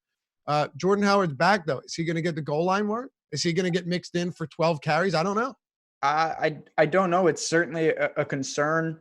The one thing I can say in Sanders' defense is that he has a lot of ability. He can score from anywhere. So you don't need to worry about goal line work a lot with him. But it does hurt to see vultures if there's pass interference. In the end, there's a lot of ways that Howard has, 6 carries, 24 yards, and a touchdown today. And it doesn't seem like a massive line. That's a huge impact to Sanders. So I will look to him. But I would feel a whole lot better if Jordan Howard was in fact inactive. So final thoughts on the Eagles. I mean, the final thoughts is I think we know what the public is going to do. It's going to be Goddard, certainly leading the way in ownership. I don't mind that.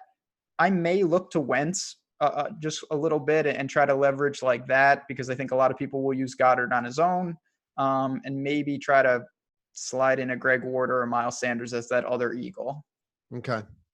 What about on the Giants side? I like Golden Tate quite a bit. This is a guy that, they all had a big game last week, but he had 11 targets, 96 yards, didn't find the end zone, which I think maybe is tempered. I don't want to say expectations, but more people were looking at other people. We know Saquon exploded. He had a huge game. He seems healthy to close the year. But to me, Golden Tate is in a great spot. We know Shepard on the outside will get a little work. Slayton, not really in consideration. Caden Smith, but again, behind some other guys for me. Tate sets up the best, in my opinion. Anything else in terms of Barkley or the rest of the passing game, Caden Smith, that we haven't touched on? No, I mean, I think if you're going to use Daniel Jones, you have the luxury of pairing a couple guys like that. Saquon's a premier back, but he's behind Aaron Jones for me. He's behind Kamara for me, behind Zeke for me.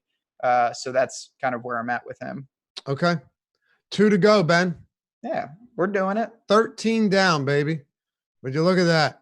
But it's not too bad. I got to say, not too bad. We're making it. And we said it. We kind of stipulated at the top. There are a lot of games that are just really unappealing. Yeah, so. I mean, we said the most important part of the show was virtual racing was first, and then the second was the motivation part. Those two things are what really defines this Sunday in a nutshell. Yes, sir. All right, 2 more. Denver, Oakland. This is another one with a pretty low total. Last I looked, it was 41 points. We're at 41 still. Yeah. Broncos 3.5 point favorites. Josh Jacobs is out, and that means that you're going to see another spot where DeAndre Washington gets some opportunities. 23 carries last game, in one that they won over the Chargers. Let's start with Oakland and just this backfield situation, and then we'll talk about the Denver side, because Denver's defense in both phases has actually played very well. They certainly have. Denver is one of the teams that don't look at that record. Since Drew Lock came in, they're playing inspired football. I feel very strongly they are going to end the Raiders today. I pray that they do. I like them in mile high in the betting world, but you look at the Raiders, without Jacobs, I have no interest in going to Washington. Jalen Richard maybe picks up some targets, but to me, this is a bad spot for Oakland, who it speaks more to the Chargers, in my opinion, than anything the Raiders did last week. So do you have any interest in either side of this game? I think that you can look to the Broncos defense and Phillip Lindsay, who, he hasn't exploded, but last week, 19 carries, $109 and a touchdown, couple of targets. I think that's a very decent workload, in terms of what we see today. I think that's a very similar type performance. And you could look to him, sure. Lindsay's the one guy that I do have some interest in, and that's pretty much it. I mean, Cortland Sutton is good. I think he's had a really good year. 10 targets in 2 straight games. So if you want to go to the passing attack, but honestly, I think they take him apart on the ground game. Okay. It wouldn't surprise me. Yeah. And Sutton really has been solid. He crossed the 1,000-yard mark. I believe it was 2 weeks ago. But at his price, that's the only thing for me. Like, is the price is reasonable, but he's not a bargain. No, not at all. He was certainly undervalued. I think we all realize that. Now, I'm not going to say he's overpriced, but at the same time, when you're in that range, you can't just have 6 for 75. Like, you need touchdowns, you need bonuses, and that makes it a much tougher task. All right, last one, and as you know, or maybe you don't, maybe you're new to Awesome-O, stick around after the show. The Inactives Report. All of your inactives, there's going to be a lot of them. You need to stay around for that. And the fantasy implications that are related to those inactives. You've got Nolan Kelly and Sam Smith that'll take you up till noon, where Josh Ingerman and Chris Baggs will close out the Week 17 coverage with Live Before Lock. Stay with us all the way up till kickoff at 1 p.m. Rams, Arizona. Last one, Ben. At this point, the Rams really, they squandered every opportunity they had to make the playoffs, and now there's nothing. They're still huge 7-point favorites, and I would assume that you're still going to get a lot of work from most of their key players. But this team as a whole, or actually individually, has been unbelievably disappointing this season. Like, Cooper Kupp's had some really big games early in the year. His last 6 or so weeks have been unbelievably bad. Brandon Cooks has been terrible. Robert Woods has been good, but very unpredictable. And then Todd Gurley, if he's not getting in the end zone, he's just been very pedestrian, and that's putting it lightly. I mean, Darrell Henderson was supposed to be a thing this year at one point. Yeah. He was in early drafts. He was being taken in the 6th and 7th round. Amazing. That sums it all up. I worry a little about when you have a team with super high expectations, kind of like Cleveland, as disturbing as it is, and they fall short, I do worry about where they're at for meaningless Week 17 game. I've seen no indication that these guys are sitting. So, you can look there against Arizona, but this one has a ton of, question marks surrounding it for me. I think a stack is interesting because, again, I'm more of an all or nothing when I don't know. But boy, the Rams, probably the top of the list, them and the Browns, for a disappointing 2019. Yes, sir. You could say that again. All right. Yeah. So is there anything you like for the Rams, or should we talk about Kenyon Drake? No, I really don't. I don't know how you decipher a team that even when they were in contention, it was tough to peg production. Now they're out of contention. Good luck trying to prioritize. All right. Talk to me about Kenyon Drake. 6 touchdowns over his last 2 games, 300+ yards. Yeah, I said he's going to be on the NFL 100-year team. It's going to be Kenyon Drake as the running back. This is insane. I mean, you and me, it is fitting that this is how we end the season. Talking about Kenyon Drake with 6 touchdowns. Of which I got neither of those games. Big 0% exposure. I mean, I don't know what to make of it. Now, he's priced up quite a bit here, but if he's going to see 25 more touches, sure, you could go to him. I worry a little bit that Kyler, I think, might sit. And boy, the Rams should just stack the box. We'll see what Brett Hundley can do. He looked all right in relief. But that's my one concern about the Cardinals. How will they function with some adversity under center? Yeah, pretty much.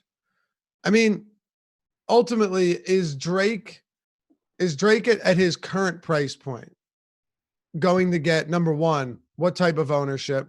We're seeing him at like single digit, but very high single digits on DraftKings. If you work that across all of these sites, you got Kenyon Drake coming in at 8% at $7,300 on FanDuel.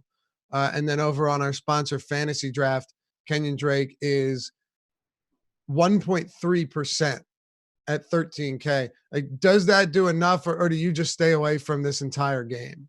I'm more apt to stay away from it. I don't want to take apart a guy who's rolling, but I mean, he had an 80-yard touchdown. Oh, I know. Last week, he had 4 touchdowns against Cleveland. Like, I'm not super sold that he closes out the year in that type of fashion. And if he's going to garner interest, I think I'll let other people do that. Now on Fantasy Draft, 1%, yeah, maybe you take a flyer and you get some leverage, but he is not part of my plans for this Sunday. I'm with you, man.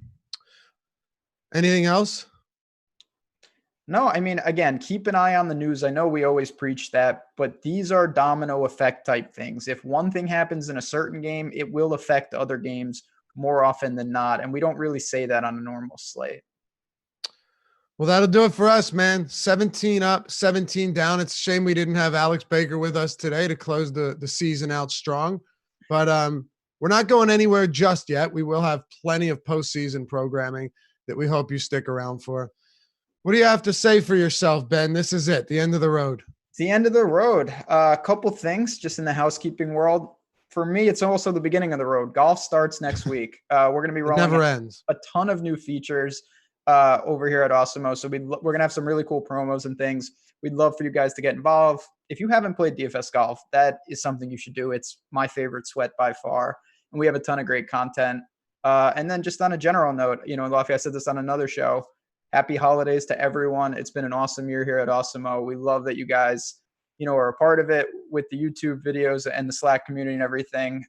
So we're just sending you well wishes. We hope it's a good year. And if it hasn't been, we certainly hope that 2020 will be things turning around both in DFS and life for sure. Yeah.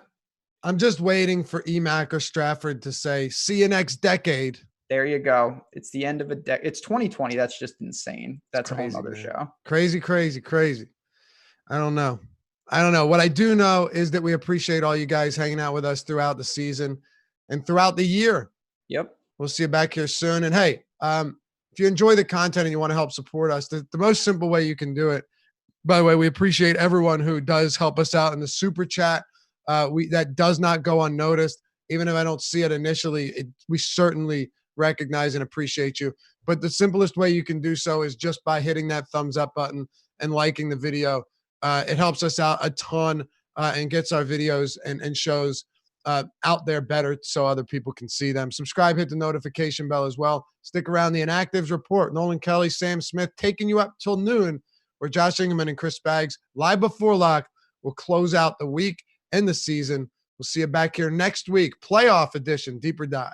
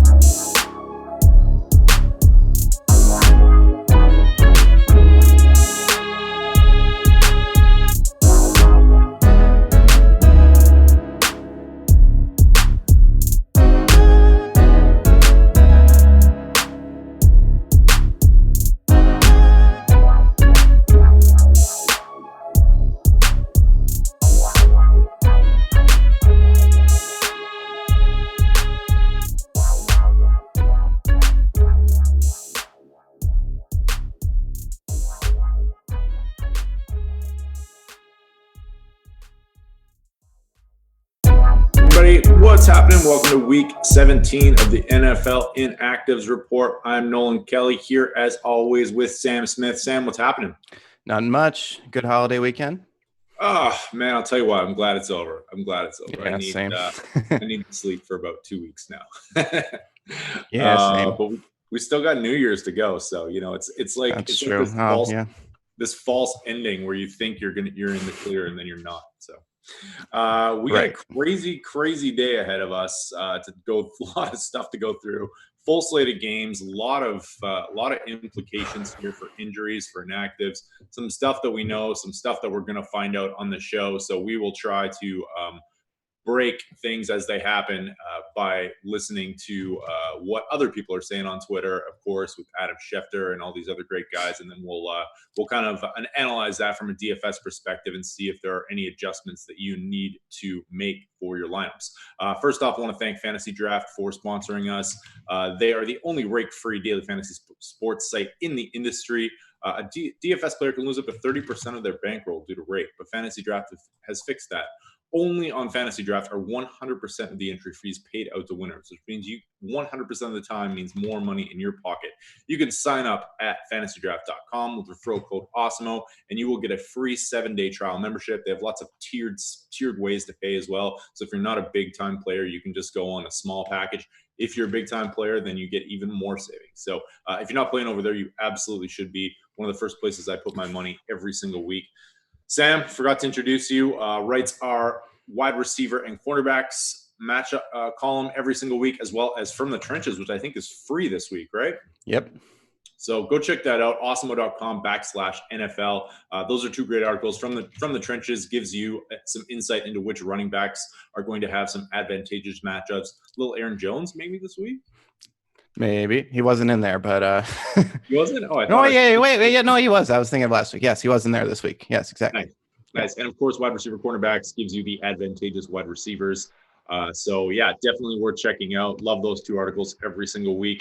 Of course, after this show, Spags and Josh will take you all the way up until lock. But let's get into this slate. Let's talk about the big news first, I think, which is who's sitting and who is not sitting.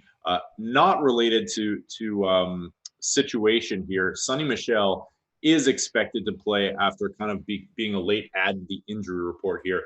I've seen him touted up a lot, of course, by our own Ben Rasa, who loves him this week, and he's talked me onto him. I mean, the game script is great. He's running the ball, I think, in half-point PPRs. You can really go to Michel this week. He's probably getting talked up, though, to his ownership. I'm going to guess is somewhere in the 10-15% range. But does this scare you off at all, or are you just full go on Sonny Michel this week? Yeah, I'd say I'm pretty full go on him. I didn't put him in my picks this week just from injury concerns and just trying to divert from always picking against the Dolphins. But yeah, the ownership doesn't really scare me off. There's a lot of variance this week. Basically, the highest owned player I think has got it at like 27%. So you can kind of work those higher owned guys because they're relatively lower owned compared to other weeks. Makes sense to me. As well, I think the other news that we got this morning, they were kind of like a little bit wishy-washy about the Houston Texans, whether or not they would be starting Deshaun Watson and DeAndre Hopkins. It looks like those two are going to be a no-go today. AJ McCarron starting for the Houston Texans. I just actually assumed I wasn't going to play either of them this week, even though they projected out really well for us, solely because Houston doesn't really have anything to play for. Any interest in AJ McCarron here? Like, is this just a full fade? Are you upgrading Derrick Henry as a result? Because like this line should move to make Tennessee pretty big favorites here. Yeah, I'm not touching McCarron because, like you said, the Texans aren't playing for anything and Titans are playing for everything. Titans are a good team, good defense. So I'm pretty much fading everyone on Houston. I'm going all in on Derrick Henry this week, I would say, especially his ownership not really matching his health level yet. We are starting to get some inactives here. So let's go through Bengals inactives. Nothing there. That didn't have anything on my list for them to start. So I think we can probably pretty quickly move on from that one. The Chargers versus the Chiefs inactives. Nothing unexpected here. Just Russell Okung. Are you seeing anything there that catches your eye? No, not really. Yeah, nothing much. Russell Okung's missed a few games here, and Yeah, he's a good tackle, but the Chargers have just been such a volatile team that his absence isn't really swaying me either direction. They could be the best picks in the entire slate today, or they could just completely tank. So that's just the Chargers. Do you just side note here, do you have a read on this game at all? Because like, are you expecting the Chiefs to play their starters for the full time? I know there's a lot of variables here. One of the reasons I was thinking about fading them was just because if New England gets up big, then they might pull them. But also they have to. There's another scenario whereby they could be the 4th seed, and I think if you want to be that 3 seed and play that weakest team in the NFC or in the AFC. I mean, so I feel like there's actually some added incentives, and we might actually see a full game out of Mahomes and the first teamers here. Do you expect that, or are you on the other side? I would say I think the Chiefs should play everyone because I think that there's a pretty sizable gap between 5th seed Buffalo and then the 6th seed, which will be either Pittsburgh or Tennessee. Like Pittsburgh and Tennessee are just, they're not anywhere near as good as Buffalo, in my opinion. And I think for Kansas City are looking to play one of those 2 teams. And, so I think they should be playing a full game. So exactly. So I think people are kind of scared off of this, and we're not seeing a lot of ownership on Kansas City. But they're inactives. They're not sitting anybody as far as inactivating anybody. So nice. All right, let's move it on to the next one here. The Minnesota Vikings, few key ones here. Some that we were expecting, some that we weren't sure on. Linebacker Anthony Barr is out. Eric Kendricks out. Riley Reif out. Tackle Brian O'Neill out. But the big news for fantasy purposes, Dalvin Cook and Alexander Mattison are out. Mattison was, of course, questionable, probably unexpected to play. Are we going back to Boone? Oh, yeah. I mean, he let us all down last week quite a bit. I blame the Vikings line a lot for that, but the Vikings line is also playing in this game. So, and the Bears have pretty good front. They didn't change out their entire line. The Bears, Akeem Hicks is sitting, as is Eddie Goldman. So there's you feel a little bit better about what the Vikings can do up front. And we know that Boone's probably going to get the majority of the touches. Amir Abdullah, they mostly use as a scat back and as a returner. So yeah, I'll go to Boone a little bit. I'm not going overboard like I did last week. His ownership is pretty low. His price is, middle of the road. He's priced over David Montgomery, which is interesting. And it's a tough matchup up against the Bears. I mean, the Bears' run defense hasn't been the same as they were last year, but it's not exactly easy, and the Bears are going to be favored in this one. So the only advantage to taking him is that there's some recency bias there, and his ownership is basically non-existent. So if you do want a cheap running back at low ownership, I think he's not a bad play.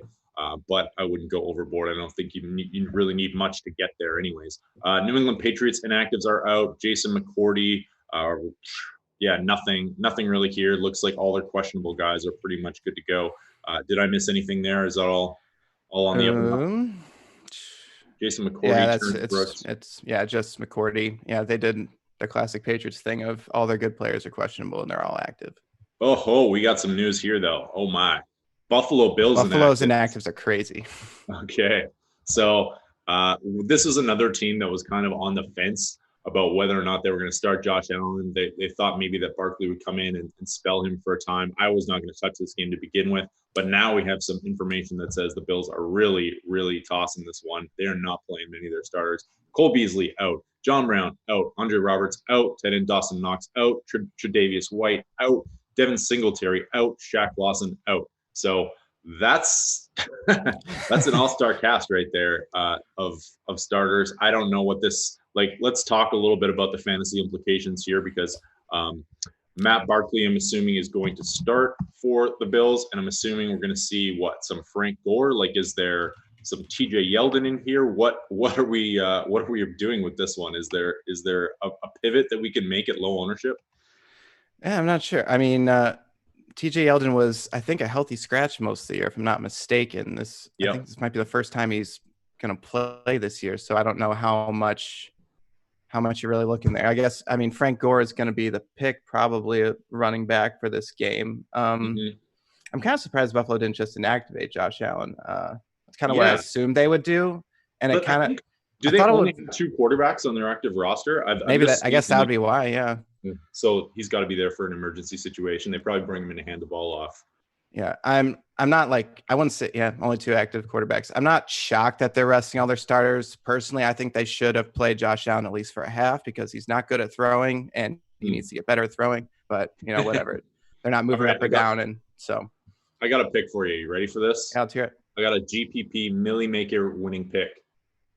My man, the guy I drafted more than anyone else in best ball early summer, Robert Foster.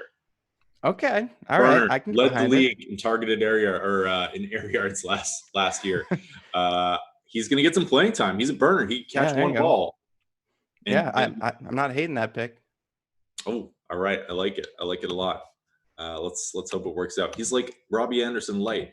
Okay, let's move it on here. So I think like as well, if you want to hop on this line, it's probably moved to the point where you can't really get any advantage. I think it was Jets -1.5, I want to say. But if you want to hop on over to your betting site and take a little look at that and see, I'm guessing you could probably still get a little bit of an edge on that because this line is going to end up as the Jets' favorite, probably somewhere in the Vegas zone, -4.5, -5.5. Also, make sure you're recrunching or redoing some of your lineups today before lock because there's going to be some guys that are going to be caught in there, and you want to make sure that you're not stuck with them.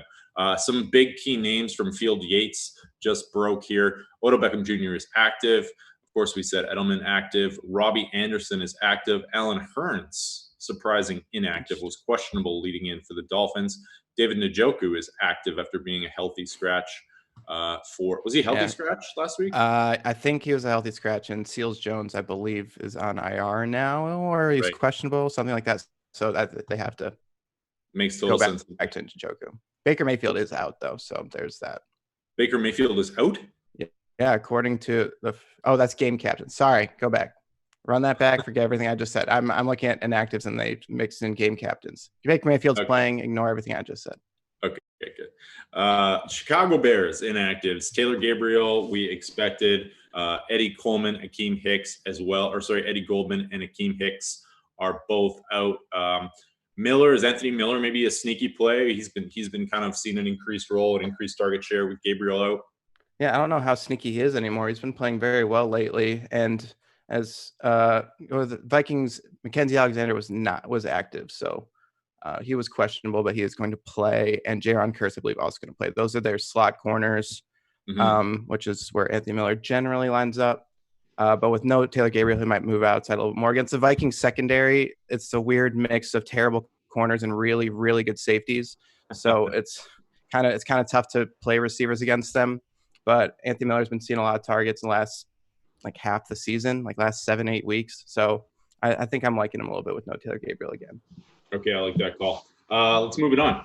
Detroit Lions inactives. Nothing crazy here. Ashawn Robinson, I always say his name wrong. We were expecting that. He's missed a lot of time recently. So that's one run stuffer there that we were, I guess, expecting to miss, but you can still kind of maybe give a little tick up to Aaron Jones there. Buccaneers inactives. Chris Godwin expected that he would miss, as well as defensive lineman Bo Allen, who I think was starting for them. Any thoughts on those inactives? Godwin, again, it's pushing the Perriman ownership and probably to a lesser extent the Justin Watson ownership. Perriman's paid off when he was lower priced, but now he's jacked up almost to 7,000 on DraftKings. So I'm probably leaning a little more towards Watson in this one, but Perriman, they're both pretty, around 10% ownership. So, I can see myself putting a good mix of both in there, but I'd probably lean a little bit more to Watson with the price. Fair. Browns inactives, we didn't really go over them, but it looks like a lot of their guys are active. Sheldon Richardson, Olivier Vernon, JC Treader, all those guys were questionable leading into this game, and they are all good to go. Miami Dolphins, Alan Hearns is the only one expected. Taco Charlton's been benched recently and hasn't been playing. We've gone over all these guys. What about the Chiefs here? Did we go over the Chiefs? I just mentioned that they were basically full playing all they're playing everybody, at least starting everybody, looks like. Morris Claiborne, everyone looks to be a starter there. The Jets, we didn't go for the Jets here. We thought Jamal Adams would play. He is active. They had, of course, a lot of questionables leading in, but it looks like pretty much everyone will play except Demaryius Thomas, who is inactive. Robbie Anderson, good to go, was questionable all week. Any thoughts on that one?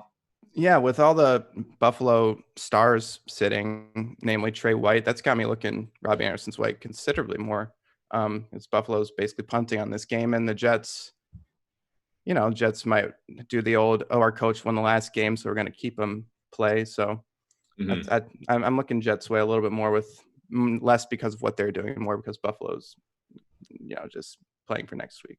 Yeah, of course. Makes sense. A couple other teams we haven't touched on yet. The Green Bay Packers.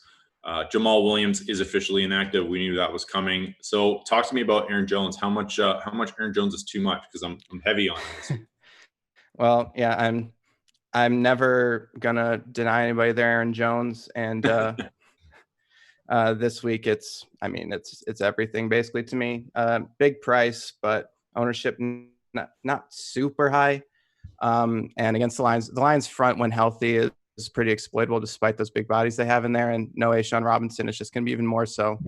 And he's going to get all the touches with no Jamal Williams, including in the passing game. So it's all Aaron Jones for me this week. All right.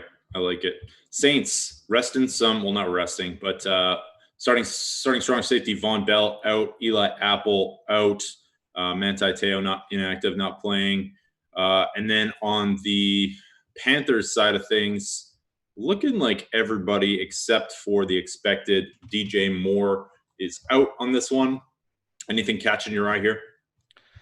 The two Saints safeties missing, Bell and Williams, is somewhat in a normal situation, I'd say it's substantial, but the Panthers they're starting Greer again, I assume. And last week against a pretty bad Colts secondary, or at least a mediocre Colts secondary, he did nothing, and the Panthers did nothing, and the Saints are considerably better even without their two safeties. So I'm not really looking much to the Panthers despite the injuries in the secondary there. All right. Nothing really. Makes sense. I think we got one left that we haven't touched on. That is the Atlanta Falcons. Adrian Claiborne, defensive end, inactive. That's about it from this game. Nothing crazy here. Of course, Godwin, we already mentioned, is out. I'm all over this game. Going to be trying to stack it as much as possible. How about yourself? Right. Yeah, I mean, it was putting in my stack pick. It was a toss up between the Falcons and the Bucs, and I think this game's gonna just pound the over on this game and just throw as many bodies in as you can.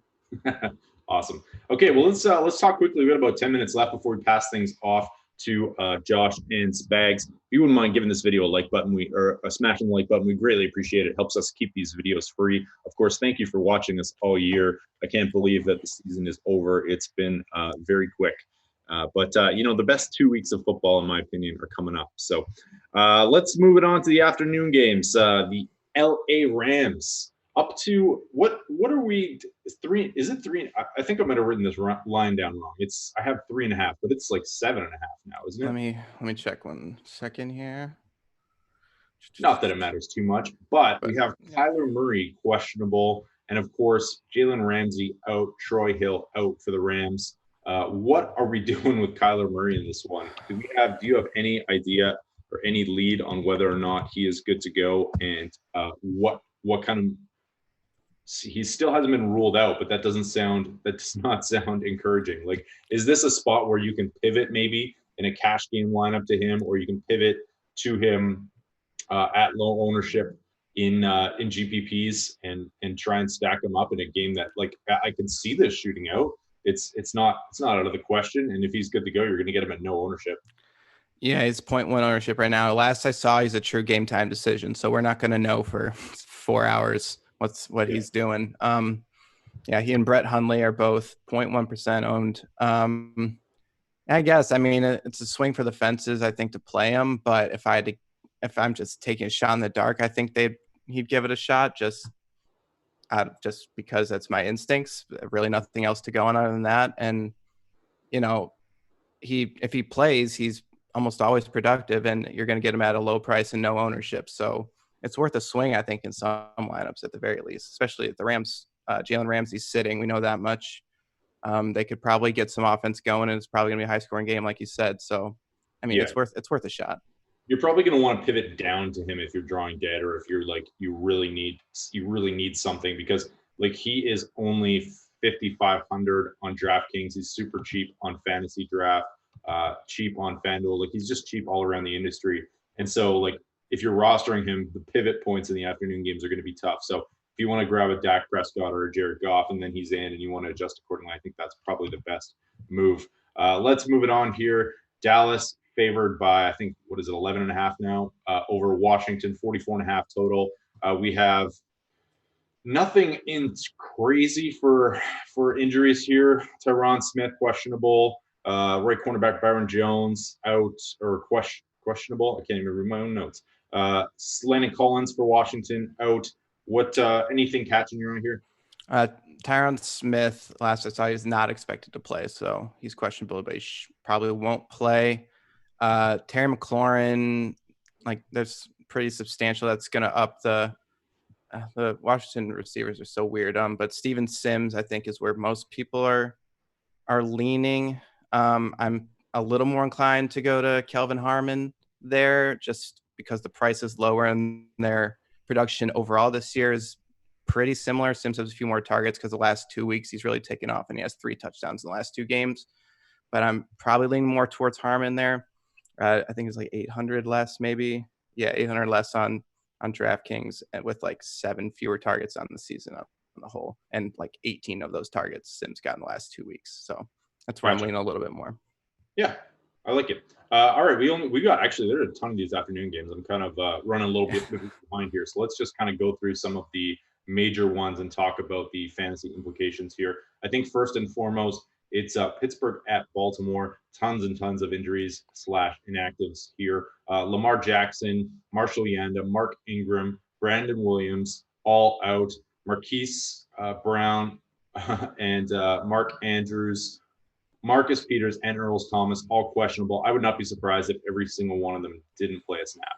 Yeah, I mean, they have absolutely nothing to play for. They're the 1 seed in the AFC no matter what. I would be shocked if any of them plays a single down. And I'm pretty intrigued about RG3 this week. He's like, obviously we know his playing style isn't drastically different from Lamar Jackson. He probably won't have the full brunt of the great offensive line with presumably Yanda sitting, or he's ruled out. Yanda out, and he's only 5,100 and less than 1% ownership on DraftKings. So I've got some interest in RG3 this week.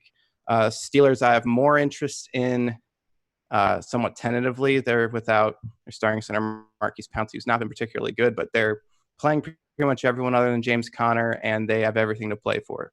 And the Ravens are probably going to be resting 3 very key defensive back players in Peters, Thomas, and Smith. So you could get some Juju, some Deontay Johnson, some James Washington. I wouldn't be against any of that. Also, let's talk about this running back situation quickly too, because Connor out. These guys are flying under the radar. Benny Snell, Jalen Samuels, maybe Trey Edmonds. I'm guessing though it'll be Benny Snell because he kind of got most of the workload on the ground. This is a guy that's not getting much ownership. Should we be going to him at a fairly decent price? Absolutely. I don't know why his ownership is as low as it is. He's only 4,500. Gus Edwards is 4,800, only 1% ownership. So just with all the the starting backs sitting out, people just kind of are staying away from this game for some reason. I mean, I get it. They're no names, but you know, people have played Benny Snell and Jalen Samuels, gotten high ownership all year, and suddenly they're below 1% in a must-win game against a team that has nothing to play for. Yeah, that's really strange. I guess like the split duties and the fact that Samuels is used as more of a pass catching back and Snell is used as a traditional 2-down back kind of lowers their upside there. But Samuels also has the passing upside because they use him in Wildcat. And I mean, by pass catching upside, he was getting like 6 or 7 targets when he was the lead back some games. So there you go. I like it a lot. Quickly, let's move on to Jacksonville. Raquel Armstead or Ozigbo? Ozigbo, he's a rookie. He's a kind of a masher, undrafted, I believe. Armstead's got a little bit more production in his career, so I'd lean that direction. I'm probably Jacksonville's offensive line is very bad, and the Colts defensive line isn't great, especially Danico Autry sitting out again, but I'm probably shorting just all this whole backfield, to be honest. I'm not super into any of them.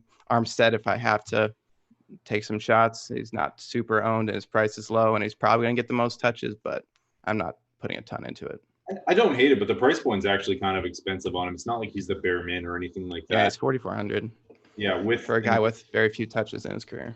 Exactly, and 6th round pick I think last year, and with the kind of uncertainty in this backfield, I'm a little less certain on it. But Alex Osmo Baker's sleeper of the week is Raquel Armstead. Really? All right. Flyer. I mean, okay. I mean, I tend to side with his opinions on things. So. Always a good idea. Okay, let's quickly wrap things up here with Philadelphia and the Giants. Of course, Philadelphia banged up at receiver position. Zach Ertz out, Aguilar out. Jalen Mills, the right cornerback, is questionable, as well as right tackle Colleen Johnson. Nothing crazy here for the Giants. I like the Giants side of this one. Are you buying all the Dallas Goedert love? Greg Ward, like what are you in on some of these guys that have been getting a lot of hype this week? Yeah, I am. Greg Ward for sure. Goddard probably also. Goddard, I think, is the most owned player on the slate right now. There's just Ertz has so many targets that are now just not there, and there's no receiver. Greg Ward's the only active receiver, I think, with a catch other than Arcega-Whiteside in the last 2 or 3 weeks.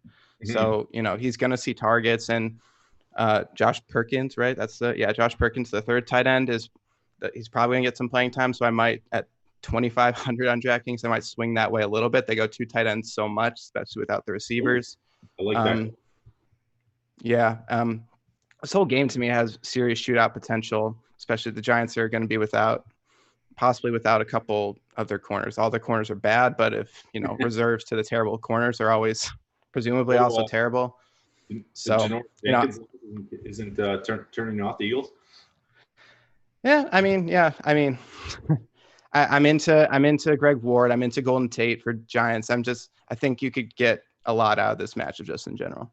Absolutely. Well, Ben Rossa also on the Golden Tate train, so I like that call a lot. That guy can always explode out of nowhere. Not going to get much ownership this week. Finally, wrapping things up, Denver -3.5 at home to Oakland. Nothing crazy here. Just, of course, you probably already know that Josh Jacobs is out, so Washington should get some love. He's probably getting more ownership than he should, just because he was one of the first bargains on the slate, and a lot of these other bargains are opening up late. So you could probably get other guys in just as good positions at lower ownership in better game scripts. That's my final thought on that one.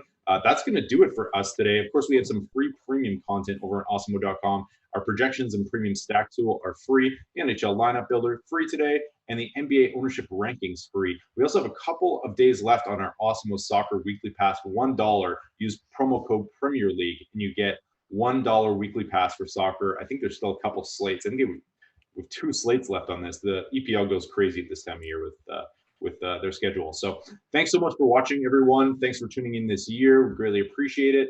Hit that like button if you would be so kind. And of course, Chris Baggs and Josh Engelman taking you all the way up to lock right now. Cool. Thanks, everybody.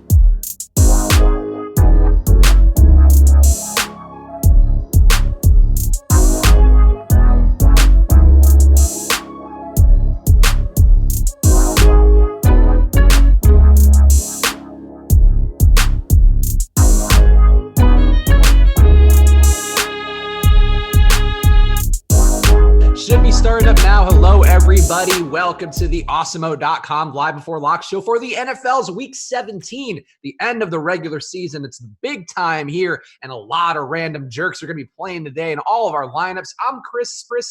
Oh, fuck, my camera just died. I'm Chris.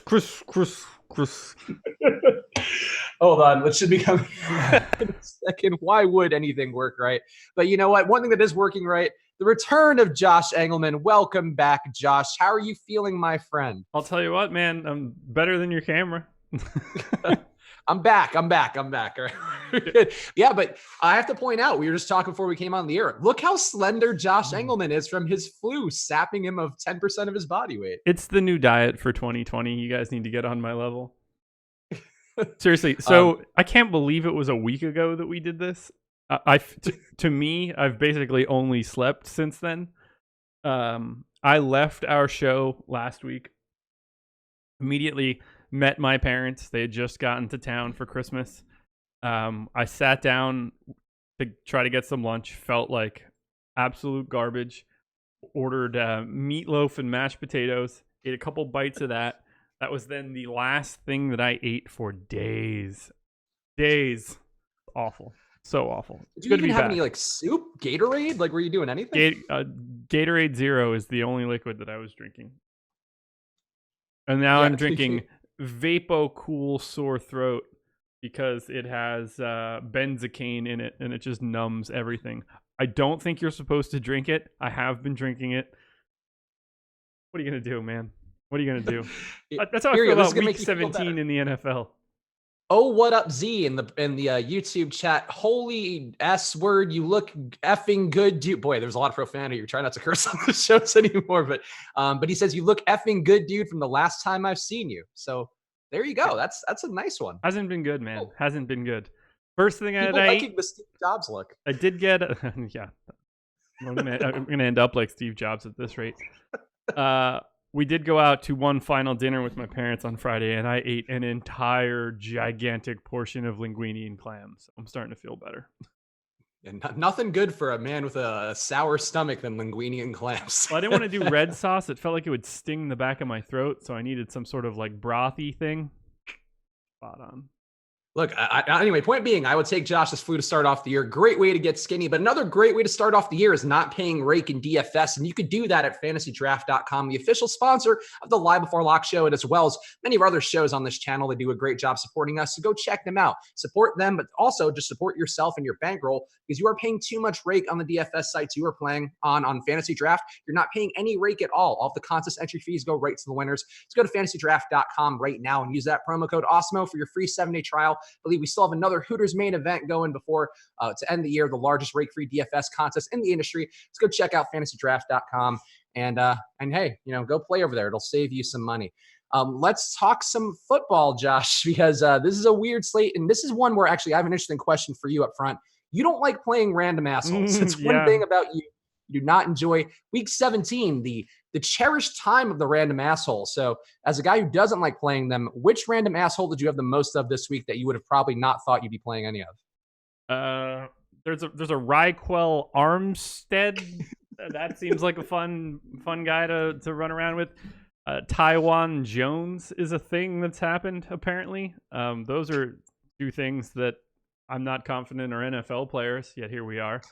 Quarterbacks seem a little bit easier. I recognize most of the names of those guys. That's good. Most of the wide receiver options also still pretty solid, and you could really run some weird stuff out there at running back. Today's an all bets are off day.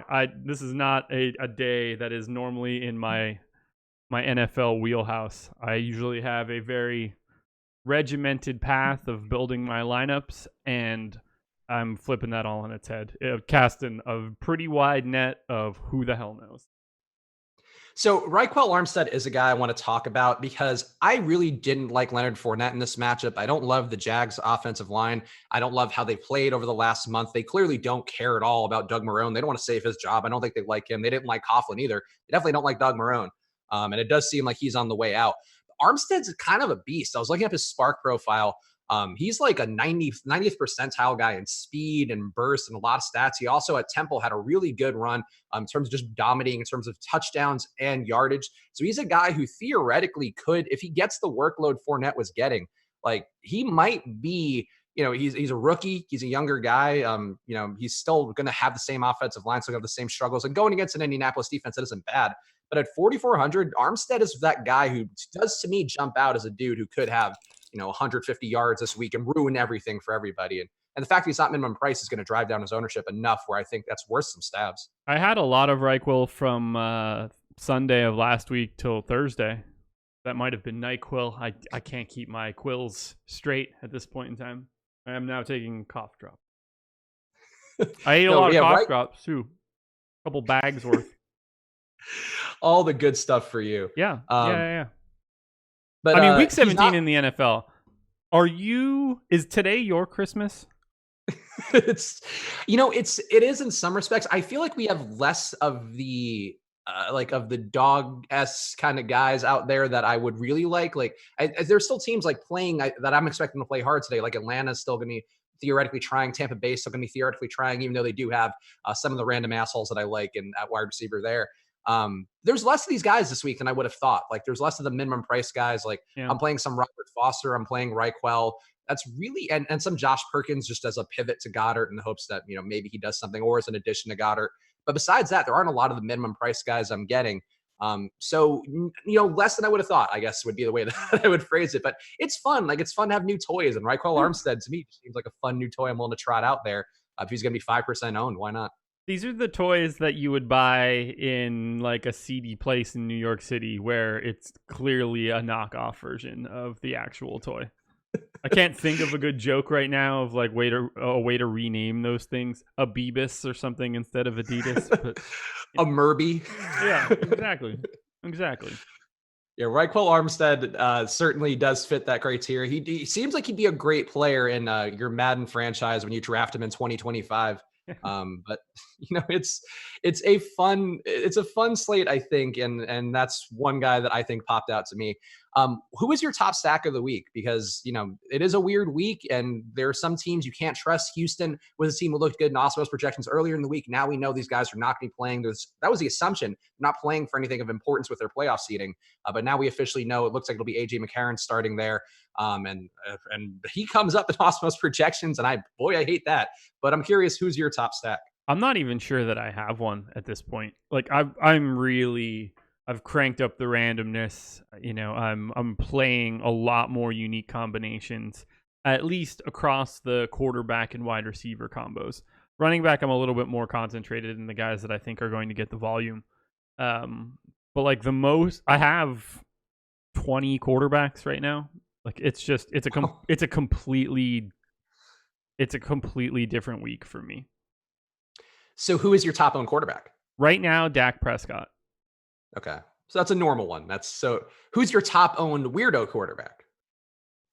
AJ McCarron, probably. It's hilarious that AJ McCarron is in play. It's not, I know it's man. It's so not. It's not. This isn't fun. It's just not fun. You just shouldn't be able to play it. I don't know what else to do.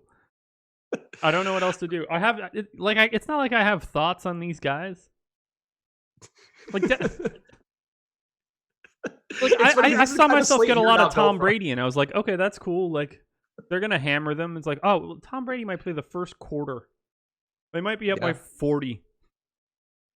Yeah, I like that Patriots defense, but it's true. It's highest implied total on the slate for them, and there are trickle down effects too, where if Brady goes off in that game, then we could also see the Chiefs not playing hard either. So your Brady stacks could mess up your Mahomes stacks, and then neither gets there, and it's a real perilous situation for Week 17. You want to be really conscious about what is going on in each of your lineups, even more so than usual, because there is such a if this then that type of scenario in so many of these games that you want to leave yourself sort of the same path the whole way through.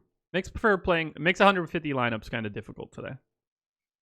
Yeah, certainly. I mean, you're going to be spreading probably a little too thin if you're playing that many lineups just because you're trying to get all these guys in and trying to capture outcomes. And I think it certainly wouldn't hurt if you can try to trim your player pool, but logically that's just going to be a tough one. I guess what teams are off limits to you today? That might be a more important question because, Buffalo, now that we know those starters are out, I don't mind taking stabs at guys like Robert Foster, I mentioned earlier, who was a monster last year, and I liked playing him a lot last year. Going against that Jets secondary that's given up some production, and Matt Barkley will air it out. I think there's some room there for production. But yeah, like I'm avoiding Pittsburgh. I'm mostly avoiding the Ravens. So I do have a couple of Robert Griffin stacks because why not? I'm avoiding the Vikings for the most part. I'm avoiding the Texans. I'm avoiding the Texans starters, I guess, to be the guys who we're used to there. I'm taking some of the crap guys left. But are there any teams, I guess, which teams are you avoiding the most? Which ones do you feel like people should be watching out for because they could pop up somehow in that process? Let's see. Who do I have the least of? There are 5 teams that I have 0 of. Although I am running a new crunch right now. Let me export this first. I hadn't run a crunch since all of the inactives had been officially posted, so this just finished. Sure. Okay, here we go. I have at least one individual player from every single team on this slate. The team that I have the least of is the Giants. Interesting. And that's a team that's actually fairly viable. Are they? They've been playing well. And Daniel Jones broke the slate last week. And look, I don't think that's the most replicable performance. I don't think he's a guy who you can expect to do that when you expect him to do that every week. But there was I think it might have been Ian Hartitz yesterday on the contrary, you mentioned it. But Daniel Jones has more 30-point games besides everybody, more than everybody in the league besides Lamar Jackson, which seems odd. Craziness. That's a fact. So I don't know, like him playing from behind that spot, they certainly wouldn't mind to thwart Philly's playoff odds. I don't know that they actually are, but I'm not playing Daniel Jones a ton. Actually, I don't think I have him. I have his receivers a little bit, but I don't have him specifically because the price isn't the best. But I feel like that could be a bit of an oversight by me because I think Jones just keeps doing it, and if they're playing from behind, he's gonna sling it. Like he does sling it. I don't disagree there. You mentioned Minnesota not having a lot there. They're the team that I have the second least amount of. Denver, Miami, Arizona. I don't really know what to do with Arizona. I don't know. Does Kenyon Drake just keep doing it? Does that happen? It wouldn't be shocking. The Rams really at this point, especially if it were Hundley in there, though I think we just got news about Kyler Murray that they're planning for him to start, I believe was what just came through. Let me just double check that.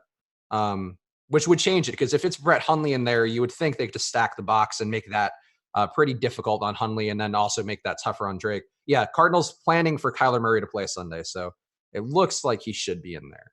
But I don't like the Cardinals either, and I don't know that I trust the Drake thing.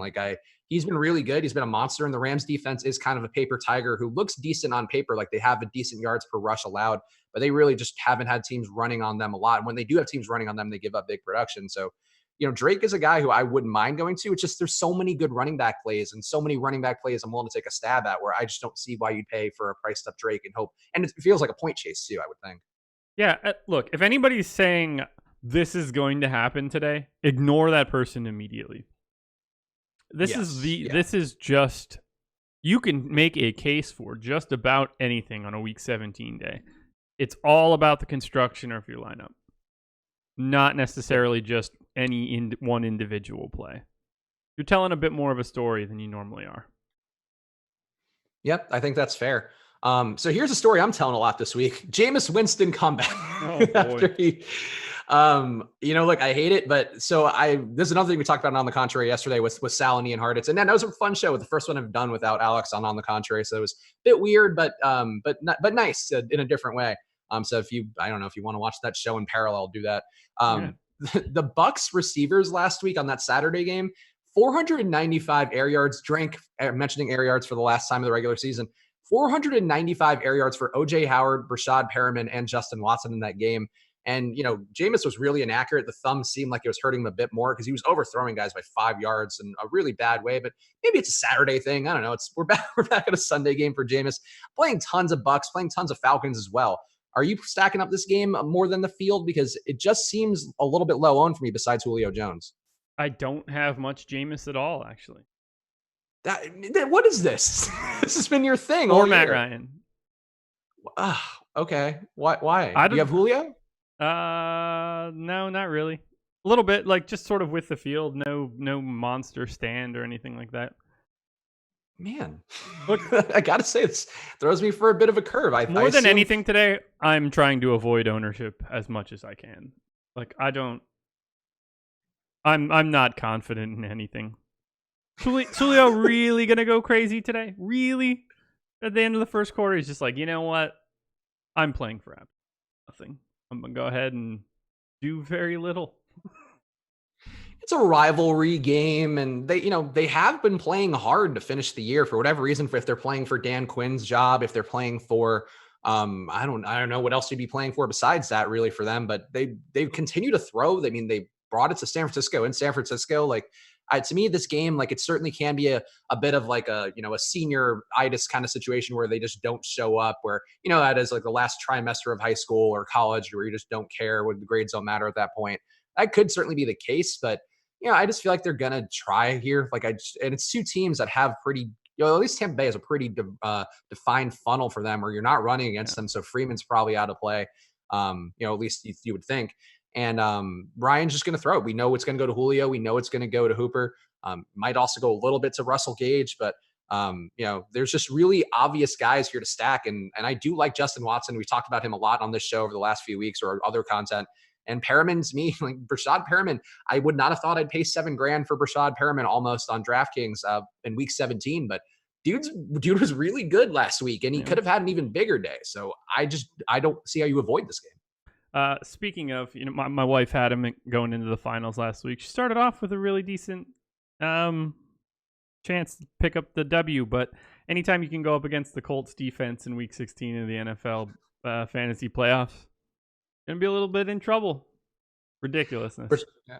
Brashad Perriman was on my championship winning team, which did not have the Colts defense, but but that was mostly McCaffrey. The McCaffrey really, I don't see how you lose a fantasy league playing McCaffrey. I've had him the last 2 years, and he just carries you every week and gives you that ceiling. I guess we should talk about him. By the way, the girl that won the league had McCaffrey. That honestly, it's hard. McCaffrey and the Colts D last week. Are you playing McCaffrey at all this week? Because one thing with him that's interesting is if he gets 215 yards, I believe that's what it is. I didn't double check that beforehand, but he passes Chris Johnson's record for total scrimmage yards from I guess like a decade ago now.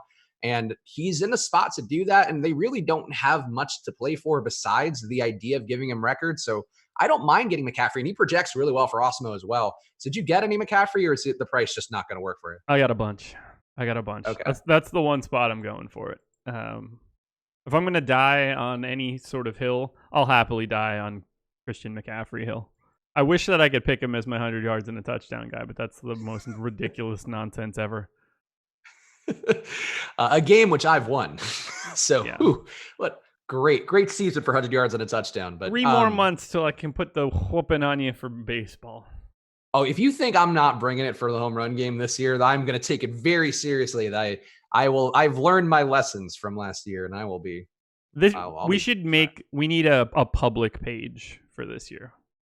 Yes. Yeah. People like that game. We should do that. But yeah, so McCaffrey to me, look, if you can afford him, I think he's a great play. I'd rather have him over Michael Thomas at that price point. I love Michael Thomas, but I do trust Julio enough. I'm willing to take that savings and go to him instead as my wide receiver. I feel really, safe with. He can caress me and stroke my hair and make you feel good. I think that's where Julio is for me. But Kamara too, another guy who's priced. I guess running back. Where are you getting overall? Because there were just so many good running back plays. It's really hard for me to parse it out, and I'm gonna have 10 points from Raquel Armstead instead. But guys like Joe Mixon, guys like Kamara, Zeke. I mean, there's so many guys. Aaron Jones, who has no Jamal Williams there. Who do you have the most at running back? Christian McCaffrey, Kamara, Raquel, Zeke, Joe Mixon, Aaron Jones. You basically just read off the top of my exposure list. Yeah, look, these guys look great. So Joe Mixon we're going back to, and I think we should probably talk about it because we did dig our heels in last week, and boy, did that not work out well in terms of the results. But the opportunity was there for Joe Mixon after his South Beach flu, whatever he did out there. It is a spot, though, where I don't know. I want to go back to Mixon more than I did. I really like the spot for him going against Cleveland. Cleveland's been really bad against the run. Actually, one of the worst 3 teams in the league against the run. And that's really kind of shown up over the last month or so. They've really just taken a turn downwards. So Mixon, where are you with the field? Because he's under 5% owned, and people really don't want to go back after we burned him last week. I am 2x the field on Mixon. By the way, Emac just came in spamming the chat about being the champ in the home run contest, so I banned him for 5 minutes. Yeah, Emac, we don't like chat spam. Please let other people talk. Yeah, do it again and you're gone permanently. Yeah, I'm with you there. I'm doubling up on Mixon again. I hope his bum tummy's feeling a little bit better. I can relate to you, Joe. I wasn't about to be playing last Sunday either. So a guy in the same spot now who has the late breaking illness, who I would have played more of, but honestly, I hate it. I feel it feels like a fish-like play to just not trust it, because look, Mixon got the work last week. Sony Michel can get the work this week for sure. His price works. He can fall into the end zone against Miami multiple times. Very not crazy at all. Are you getting Sony Michel at all, or are you just out on that equation overall? I'm out on that one. Okay. Yeah, I'm playing more Rex Burkhead this week, which was not a thing I expected to happen. But with Michel possibly being ill, and the fact that Burkhead's already a vulture of touches from Michel, I'll take that stab at his price point. Like a Burkhead, Raquel Armstead backfield really opens up a lot of salary for wide receivers. So yeah, week 17, why not? There's a lot of money to be found out there this week, that's for sure. Not gonna struggle to make a lineup. I mean, you might struggle to make a lineup where you know the names of everybody that's in it, but you're not going to struggle from a salary perspective. Are there any running backs you're significantly under the field on? Is there anybody that you're not getting as much that people seem to be hyping up a lot? Damian Williams, I don't have a lot of. That doesn't shock me all that much. Miles Sanders is the only one that I don't have a lot of that I'm not really comfortable with, because they're certainly, looking to win the game, and I think he's really good. That's the only piece where I'm a little bit uncomfortable. But anytime that you could have like 37% Raquel Armstead, you got to do that. I love that we ended up both on the Raquel page. And for what it's worth, Osmo did have him as one of his best sleeper plays of the week. So, if the boss man's going there, Raquel can't be. God damn, it's going to be such a bummer when Raquel Armstead has like 4 points. But it's just if you knew he had 4 points right now, would you lock it in? Because I think about it. Oh God, I would think about it. Yeah, so I ended up with a little less Aaron Jones than I thought I would. Not deliberately, not a thing that I really I have no issue with him overall, especially without Jamal Williams in there.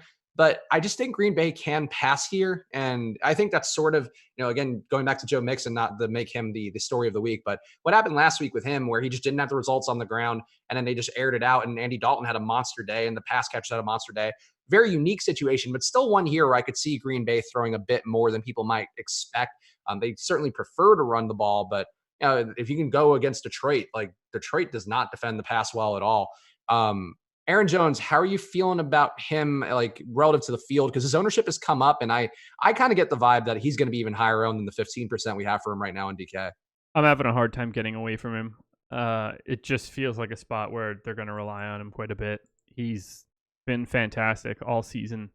I'm trying not to get too cute with some of these guys. Christian McCaffrey, Zeke, Kamara, Aaron Jones. I'm betting on production out of those types of guys, and then hoping that I can just cast a pretty wide net around everything else. No, that makes sense. And certainly, and because guys are playing, people are going to play the Raquel Armstead, people are going to play Sony Michel, people are probably going to play Burkhead like I am as well.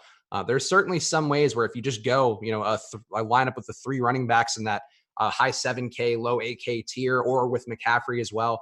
If you go to those guys, you can certainly, get an edge on the field there if guys like Armstead end up higher owned, or any of these cheap guys end up higher owned and then just bomb out. Like people I saw talking about Frank Gore in the chat during I think the Inactive show. Like, don't play Frank Gore against the Jets. Like that's if you're playing Frank Gore, or if anybody's playing Frank Gore, or even TJ Yeldon at the minimum price, like Aaron Jones's score can 5x what TJ Yeldon's going to do for you at the min. Yeah, for sure. All right, so let's keep going through some of these, I guess, other running back plays. Is there anybody else at running back that you got that you feel like is worth discussing? Like Nick Chubb to me is kind of interesting. I'm with you on Damian Williams. I'm not very into him. I think having McCoy back active is just going to take enough off the table. He apparently was a load management game for him last week, why he didn't get reps or why he was inactive, but expected to be active again today. I really, besides that, I don't think there's anybody who's terribly owned that I'm not getting or that I don't have. Like Le'Veon Bell, I don't want to go there really. I don't know why people are. But who else do you feel like, I don't know, that you just don't have any of? Are you playing any Taiwan Jones? I am not playing Taiwan Jones. No. Okay. Are you playing Taiwan Jones? Just a very small amount. Okay. Yeah, no, that's not one that I would buy in on. I don't know. Tennessee's run defense has had some struggles, I guess, but yeah, I don't know. That's not one for me. The price works, I get it, but yeah, I'd rather have Armstead and pay a little more. Okay. Actually, I'm curious because Taiwan Jones, I think, is also a freak athlete. I just want to confirm this, but let's see. Let's look up Taiwan Jones' Spark profile. Here's where we are. This is where I shine, looking up crap players who have been cut a million times. He is a freak athlete. I'll give him that. He's a 98th percentile speed, 83rd percentile for his overall speed score, but his 40-yard dash rather is 98th percentile. Burst score, good. All right, you might be talking me into Taiwan Jones. Where you at, man? Where you at? I mean, look, you're right. You surfaced the guy who I and my dumpster diving did not have on my player pool. So interesting. Yeah, you're still welcome. Probably don't want to play him though. You're welcome.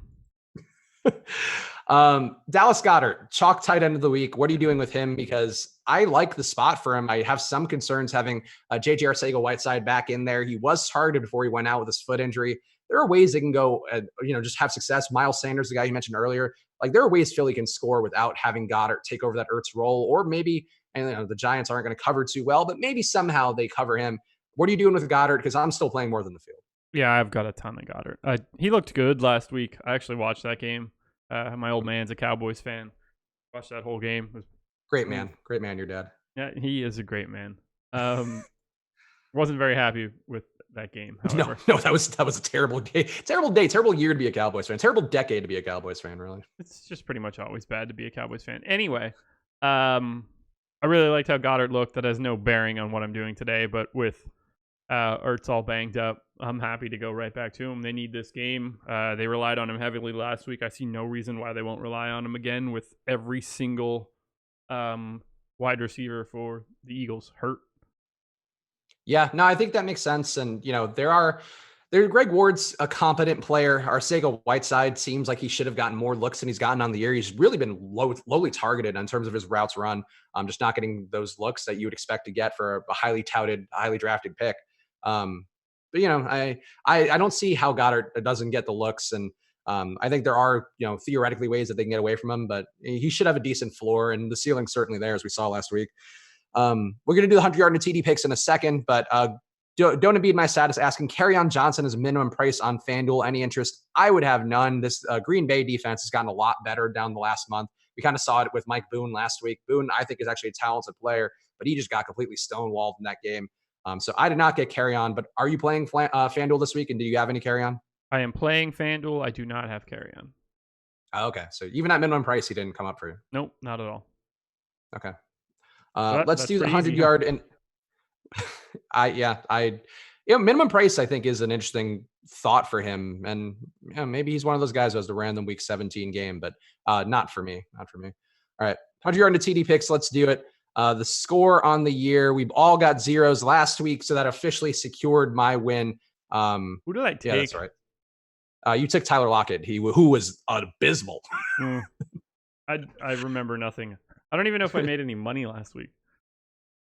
I can tell you my Joe Mixon lineups really did a number on my lineups. And I had some really freaking good lineups too, that Joe Mixon was just there doing nothing, doing the shrug emoji. All right, you know what? You're sick. I'll give you the first crack here. Who's going to be the 100-yard and TD pick? Your curse is gone anyway, so it doesn't matter. Yeah, it's fine. I feel like I've taken this guy a couple times, at least early, before we added any sort of... I might not have actually taken him at all. You'll be able to tell me. Give me Kamara. Oh, that's actually a very strong pick. This defense that they're going against this week in Carolina is very bad versus run. Kamara, always a risk to lose some touches to Murray. But he's a very strong play this week and under 8K. You know what? Let's give him a shot at redemption. Joe Mixon, come back up. Let's go. Give me one more. And we'll see what your old pal has. Can't go to Zeke this week after he's gone the last 2 weeks. So unfortunately for Emac, he's going to have to get a little more creative here. And Chris Carson, all of Emac's guys, now not available for him. Sad. All right. Matt Rappaport thought you would go Aaron Jones or Barkley. Both those guys would be ineligible because we have to do under 8K on DraftKings for the criteria. MC Grazza, any love for Jarvis Landry for $18 on Yahoo to run it back in a lineup with Mixon? I have no issue with Landry. I didn't get a ton of them this week, but I do think it's a nice spot for them. I think that game's going to be pretty competitive. It is the Battle of Ohio. These teams are pretty, I would think, grade out pretty well against each other. Did you get Jarvis Landry at all? And does that price on Yahoo in particular seem pretty appealing? Yeah, the price seems fine. I have him like he's a normal wide receiver for today. He's not anybody that I'm going out of my way to put in lineups. He's not someone that shows up and you freak out. Like, he's just kind of Jarvis Landry. I have no issue with it. Yeah, I don't mind him at all. Not a priority play for me at all, but certainly a guy who can get that work. Emac's pick is in. He's going with Nick Chubb. So we are all going to the Battle of Ohio, apparently. Emac make those picks in the premium Slack since we banned him in YouTube. He did, in fact, tag us in the premium Slack. Would you rather have Kamara or Michael Thomas on FanDuel in a New Orleans stack? Premium Slack is asking. I would rather have Kamara. In a New Orleans stack. No, in a New Orleans stack, it's definitely Thomas. Sorry. Yeah, you and I are on the same page there. Yeah, like I would rather have Kamara than Michael Thomas, but if it means that I have Drew Brees, I would rather have Michael Thomas. Yeah. I mean, look, there's a much closer correlation between Thomas and Brees. Kamara still, as we saw last week, 2 rushing touchdowns. He can have the big days without being associated to Brees, without Brees rising along with him. So I would definitely want Michael Thomas if you are stacking New Orleans, but overall would much prefer Kamara on all the sites actually this week. Yep. All right. So any cheap QBs? Somebody in the chat, in the YouTube chat, just asked, and I feel like, people love to pay for crappy QBs, guys like Sean Mannion. Maybe people will talk themselves into. I would like him better if he were Sean Minions. I enjoy those little yellow guys. I don't know why that made me laugh. I'm delirious.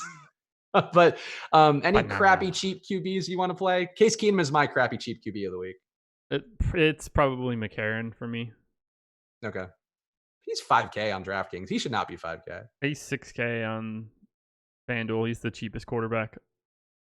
Okay. So yeah. Best I can do is go with the cheapest guy that I can see. Who are you stacking with, McCarron? Fuck if I know, man.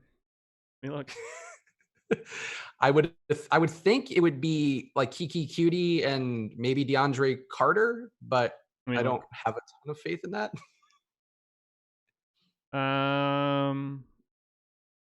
Yeah. Nailed it on the dot. Carter, Kuti, and then our boy Taiwan Jones showing up in some of them as well. Not necessarily like on purpose, just as an additional guy. I think I have to play at least one Taiwan Jones lineup. It's gonna bum me out if he goes nuts and he's the one like random dude I didn't play this week. It will make me incredibly happy. I'm glad. As long as I can bring you joy, the new slender Josh Engelman. As long as I can bring you some joy, that's all I care about. I think it was 192 or something when I got on the stupid scale. That's crazy. I wouldn't mind just taking your germs. Just having a nice start to 2020. You don't want this, man. You don't want this. I promise. You don't want none. Let's see. What's this Thanks, question? AJ. CLA 935 hitting the White Claws earlier today, I guess. No, I am not. I in fact woke up in a place that was not my home, and at 6:45 in the morning, and then came home to do lineups. And I'm very disoriented. I'm in fact wearing the shirt I wore all day yesterday, so I'm feeling good. Fantastic. Sounds like you were hanging out with Laffy. Yeah, Laffy and I selling weed to middle schoolers. That's what we like to do. We wear our backwards hats and do that. Also, guys, hit the like button, please, because that helps. Positive energy, always good. Let's see. No interesting questions here. All right. Wide receiver. Who's your most exposed wide receiver on the week? I just refreshed my exposures. The guy that I was talking very highly of earlier. Give me some Julio Jones. Okay, so you're back on the train now. Yeah, I'm a man that could take multiple diverging points in the course of an hour. Now I just refreshed after my last crunch. It's Julio Jones. Woo-hoo. Well, Okay. I mean, look, I agree with it. He's insanely targeted. I do think he'll play hard for one more week. And yeah, so Julio. So we are both team Julio then. Did Rashad Perriman come up anymore in your refresh? No. 2%. Okay. So yeah, Rashad is my guy. Rashad is my guy. I'm really if he I bombs out sprayed this too week, much I'll be sad. Vapo Cool, and now my lips are numb. We are both in prime form for week 17. We are actually very much in line with the NFL in week 17 right now. Yeah, I mean, I think that we are doing a very similar job to what the NFL is providing us. that is a fair point. All right. Matt Rappaport, Spags, talk Giants offense exposure. I honestly don't have a lot. I like Darius Slayton as a concept, especially after he was down last week. People are going to go to Golden Tate. I know our guy Ben Rasa, very big on Golden Tate this week. I don't mind a Daniel Jones, Tate, Slayton stack, or even Shepard, Caden Smith. I have a little bit less interest in, but sure. But I really Smith? just no, not Jaden Smith. He would not be a good tight end. I don't think he's very slender and also seems kind of soft. If we're being honest, I don't. No offense to him. Crazy that Will Smith's child would be soft. But I guess to circle back, I know we talked about this earlier, but Giants, you don't have any, right? At this point, I have 3% Sterling Shepard and 1 of 150 on the New York Giants defense. Okay. Wow. Interesting. That's, that's one way to get leverage on the field. So yeah, I didn't get much Giants. I don't see the reason to go there this week. We talked about it earlier. I think Daniel Jones can shoot out, but for me, it's just not the team that was most appealing. But you're getting all these guys under 5% besides Saquon. So, certainly a stab you could take in week 17, and it's come through a lot. So I don't hate the play. It just was not one of my preferred ones. The 20.5 point implied total, just not the best for them either. I actually upload my lineups at this point. Yeah, I gotta finish a few. We got 20 minutes left to lock, so start getting your lineups ready. Start getting all your Reichwell Armsteads. It's loaded up. Yeah. Is Marvin Jones active? No, he is not. He is not active. And he actually had a tragic loss in his family this week too. So he's doubly inactive. That's actually really sad. I was reading that article yesterday, but he lost a 6-month-old baby. Real horrible. Downer for Marvin Absolutely Jones. Horrible. Yeah. So condolences to the Jones family. I'm sure they're watching this stream right now. Big fans of DFS. All right. Let's see. I'm reading the chat. Nothing great in the chat right now.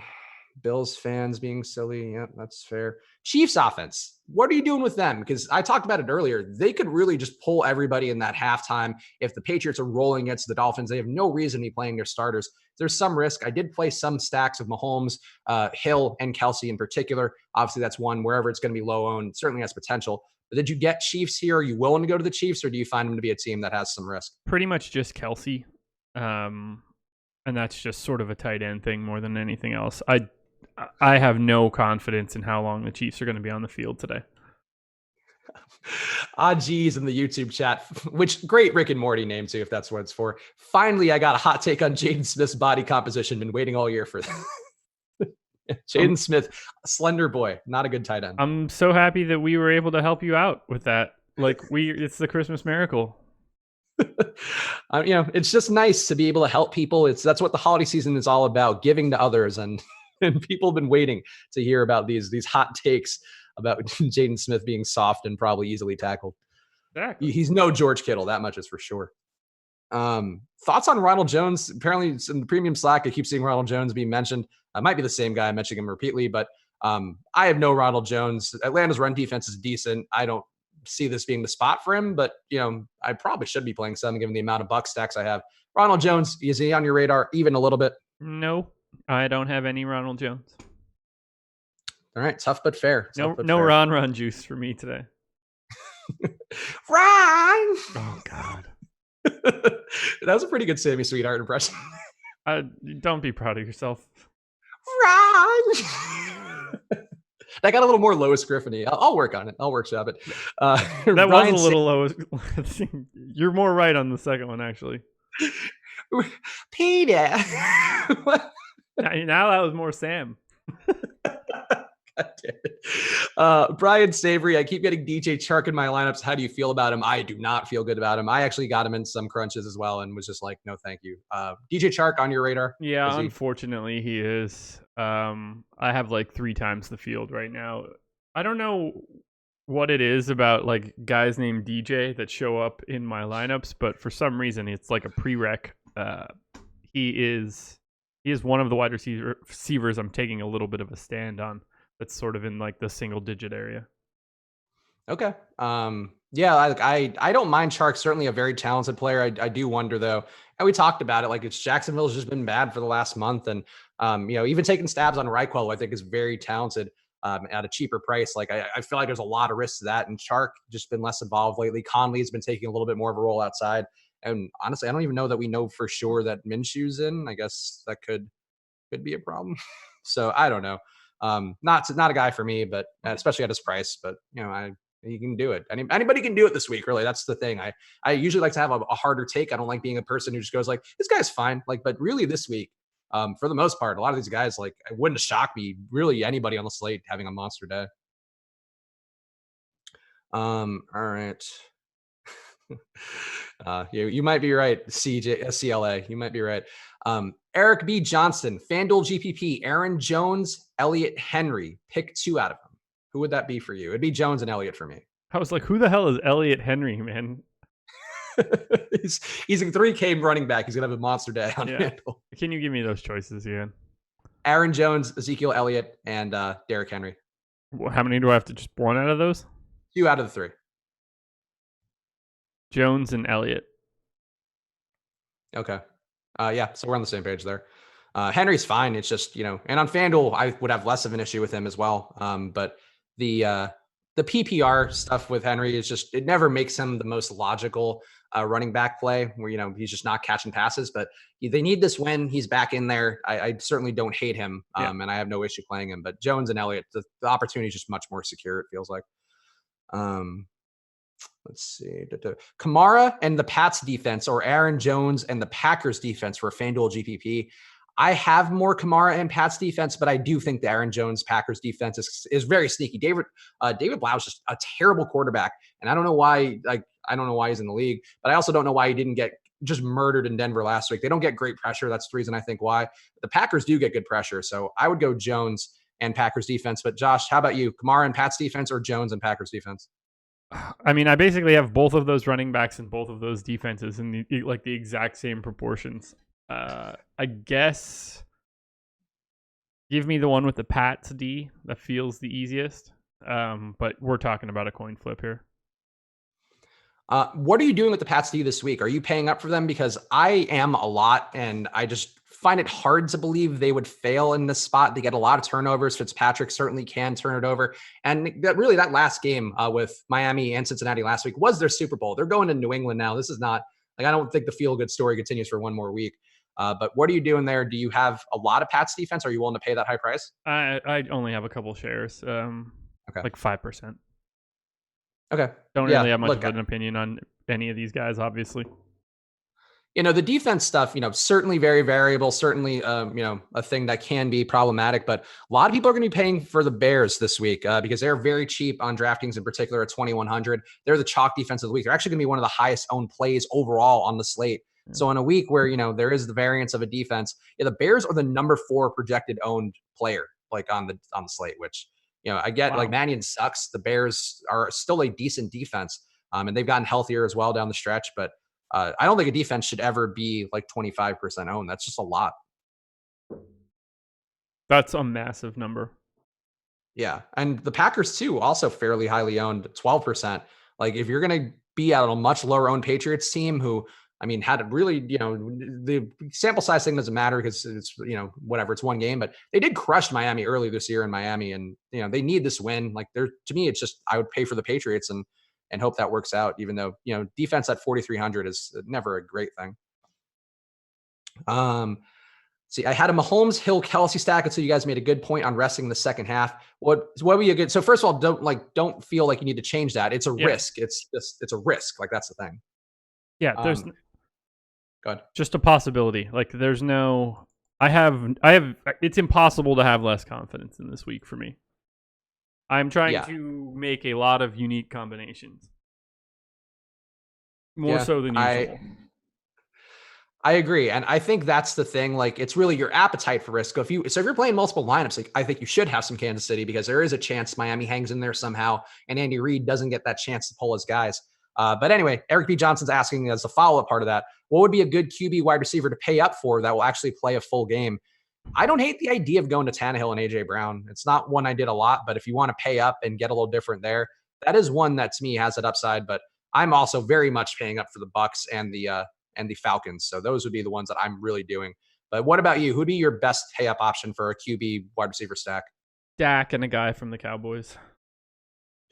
Are you going with Cooper as your primary guy with Dak, or Gallup, or are just those two? Or are you getting Cobb? Like, what are you doing with those Dak stacks? I have more Gallup. If you watched the game last week, it looked like Randall Cobb was the only guy that ever had played wide receiver for the Cowboys before. He was the only one running with any confidence. He was the only one that looked like he could catch a football if it was anywhere near him. So I wouldn't talk anybody off of that, but ultimately he still is just Randall Cobb. So Gallup is the guy that I would be leaning to a little bit more. Cooper just looked like he didn't want to be there. No, he's probably hurt too, which isn't great. And Gallup, Gallup has been the guy who's really the deep threat and gets those deep passes more often, more reliably at least than Cooper. And at his price point, like, I really think Gallup is a strong play this week. So he would be my preferred Cowboys receiver, definitely the Cowboys receiver I have the most of. That said, Cooper's a little bit lower owned because of the fact that people saw him getting pulled in that game for Tavon Austin. And there is some hurt or some potential for him being hurt as well. And I think those are reasons why you can go to Cooper, but another risk thing. There's risk at literally every part of the slate that you look, every nook and cranny of the slate, there's risk. So I feel like Tavon Austin has been in the league for 600 years. He's been around for probably good 10 years now at this point. One would think. Now I need to look it up. Yeah, no, we need to know. We need to know the important Tavon Austin information. 2013 draft. Really? That's it. He looks like he's been in the league for 10 years too. Like, even his, I don't know if you have it on the screen right now, but his Google Images photo, he just looks sad and tired. He does. He looks like me right now. He does. Yeah, he's only 28. That's surprising. I would have thought he was at least 30. I would have given him 30. I wouldn't have thought that he got drafted in the time that I've lived here, but I had lived here for 4 years at that point. Yeah, well, Tavon Austin. It's always fun. Like, actually, I think it's one of the worst parts of getting old is like these guys when they're out of the league or when they're just old. Like, I'm LeBron's age, and it's always bums me out. They're like, is LeBron over the hill? Is he done? I'm like, fuck, man. Is he? I hope not. He's like 3 weeks older than me, I think. Yeah, he's a December birthday. He's whatever. Mixon and Packers D, or Zeke and the Jets D on FanDuel. That would be Mixon and Packers D for me. Give me Zeke. Okay. Yeah, the Jets D is really the thing to me that I'm not crazy about. Barkley's not a good quarterback, but he's certainly a guy who, I don't know. I don't think he turns it over at a preponderance of time, and I think he's going to take the opportunity and do pretty well with it. So I just don't trust the Jets to get enough going. But it's defense is variable, whatever. Just don't trust the Jets. That's the best I've got today, guys, which is really poor. It's emblematic of the week. I get it. I'm singing knockoff Elton John songs. You're doing a cross between Sammy Sweetheart and Lois Griffin. We are bringing out the fucking D material today. I was on my personal podcast, which you should all subscribe to, by the way, on my pinned tweet right now. I had a thing for a while where I was trying to do the Black Panther accent. That one's real tough, man. I don't even know. I don't know what that is. That's right. You don't watch Marvel movies, but it's like it's from Wakanda. It's like African, but not fully African in a way. It's tough. It's a tough one that I'm ashamed to bust it out on a live stream, but one day, maybe for baseball season. I got no idea. Let's see. All right. No good questions. So I'm actually willing to take questions today. Shepard or Tate in cash? That would definitely be Golden Tate, I would think. But still, neither is really a cash game play. Yeah, neither in a cash game. Mixon tunnel video out yet? Hopefully not this week. I don't think he had as much of a rollicking nightlife time in old Cleveland, but who knows? Sonny Michel, though, getting the illness, I hate that. If he does the same thing as Mixon last week, I would be very bummed, but it won't matter as much because I'm not as heavy on him.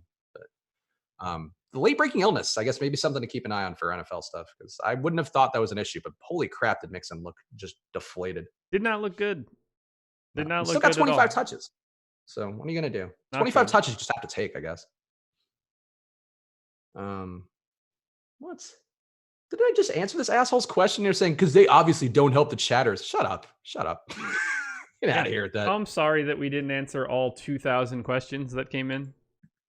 In YouTube, like we're doing the premium Slack right now. And I fucking answered your question, man. Jesus.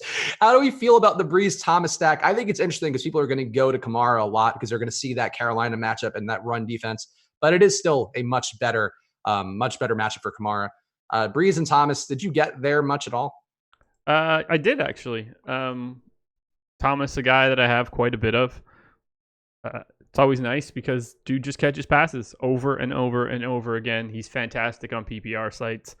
I never mind getting to more Michael Thomas. Yep, I think that's fair. Really, you're never going to have a problem with him. The problem is just the price point. If you could afford him, same thing as McCaffrey. Like if you can afford these guys, do it because they're fantastic players. It's just how does your lineup construct? Like for me, if I'm playing a lot of Bucks and a lot of Falcons, like I'm going to have expensive receivers, and it's a little bit tougher to get to those guys. So you got to choose your battles. Yep. K. Reed, 1968 in the premium Slack, asking any trust in Tennessee's wide receivers, only AJ Brown. Tajay Sharp, certainly going to be a guy who has a lot of touchdown ability just because for whatever reason, he gets a lot of touchdowns, but AJ Brown's a monster. It was a down game, recently. I don't care. Like this spot's a really good one. Do you have AJ Brown at all or any Tennessee guys? I do. I have, I'm like relatively neutral to the field on Brown. He's looked great this season. He's someone that I wasn't huge on coming into the year. But these past couple of weeks, actually, I've ended up with a lot of Tennessee. Okay. Yeah, I mean, Tennessee's a team who's playing for something. I'm playing a lot of guys who aren't playing for anything. Again, that Bucks Falcons game is one that I'm going to have a lot of. But still, if you can get guys who are going to be playing for something, it's going to be helpful. And Tennessee needs this win, or they can't get in. Like that's how it goes with the playoffs. Hopefully people know that. Yeah. Let's see. Premium Slack questions. Who's your favorite QB wide receiver combo on FanDuel? I'm not playing FanDuel, so who is the one you got the most on FanDuel in particular? Probably Dak and Gallup. Okay. Yeah. Can argue that. All right. All my lineups are in. Fucking Raquel Armstead. I hate it. I hope he goes nuts. I really do. Michael Alvarado in the YouTube chat. Here's a guy who we haven't talked about at all, and probably should because he has been getting the work. DeAndre Washington or Adrian Peterson today is his question. I would go DeAndre Washington, but I do think Washington, I had him as my fade of the week, and on the contrary, I just think it's a tough matchup, but he's getting a ton of work, and I'd feel more confident in his opportunity than Peterson. Same as you. Yeah. I don't really have any Peterson. Yeah, Washington to me looks like a very good value play. I just don't know that I trust it. And his ownership, I think might have come down a little bit, but it looked pretty high earlier. Now he's just at 15%. So yeah, that's pretty fair for Washington. Just Denver's run defense is pretty nasty. 91 run defense grade for PFF. Let's see. Jordan's, and I got that one. Jordan Sass, pre-lock lineup review in the EPE contest on FanDuel. What? Whatever that question is, no. I don't Oh, he wants a review of his lineup. Yeah, it's a lineup. I can confirm that's a lineup. I have most of your guys too in my stuff, but not Sterling Shepard. He's a guy I probably wouldn't have much interest in. Sims. Oh, Washington. Steven Sims. I do have him. My Washington stack, as I did mention Case Keenum as being my garbage QB play of the week. I think a Sims and Harmon stack would be the one that I would want. Not, certainly not an exciting one, not one that I'm the most confident in, but it is one that I'm playing a little bit because Keenum, I've talked about him on a couple of shows this week. He is the poorest man version of Ryan Fitzpatrick. And I think that's an interesting situation going against Dallas, a team who loves to let teams hang in there even when they shouldn't. No Sims for me, my man. Okay. That's tough, but fair. If you had him last week though, and I touted him last week, but then stupid Haskins got hurt. I had Haskins lineups that were looking amazing, which who would have thought that? What a situation. Dwayne Haskins is a terrible quarterback, but he turned it around down the stretch. He is absolutely a terrible quarterback. You are correct. He honestly could have had like a 30 fantasy point day last week, though, before he got hurt, which bums me out very much. Make your prediction now. Do the Cowboys make the playoffs? I don't see how Philly loses to the Giants. The most Cowboyish outcome would be Philly losing to the Giants and then Dallas also losing to Washington. I hope so. That's the dream scenario right there. But I don't think Dallas, I think if Dallas misses the playoffs, I think we definitely get Jason Garrett fired. So that's what I'm rooting for. Like, please let that happen. So who's the coach of the Cowboys in 2020? Oh God, it should be Lincoln Riley. It will be, might be Urban Meyer. Ooh, which would be weird. But it has to be somebody. It also wouldn't shock me if Jerry just has another like bitch boy of his. If Kellen Moore somehow becomes the head coach, I don't even know. For FanDuel GPP, Julio or Adams? Very much Julio for me.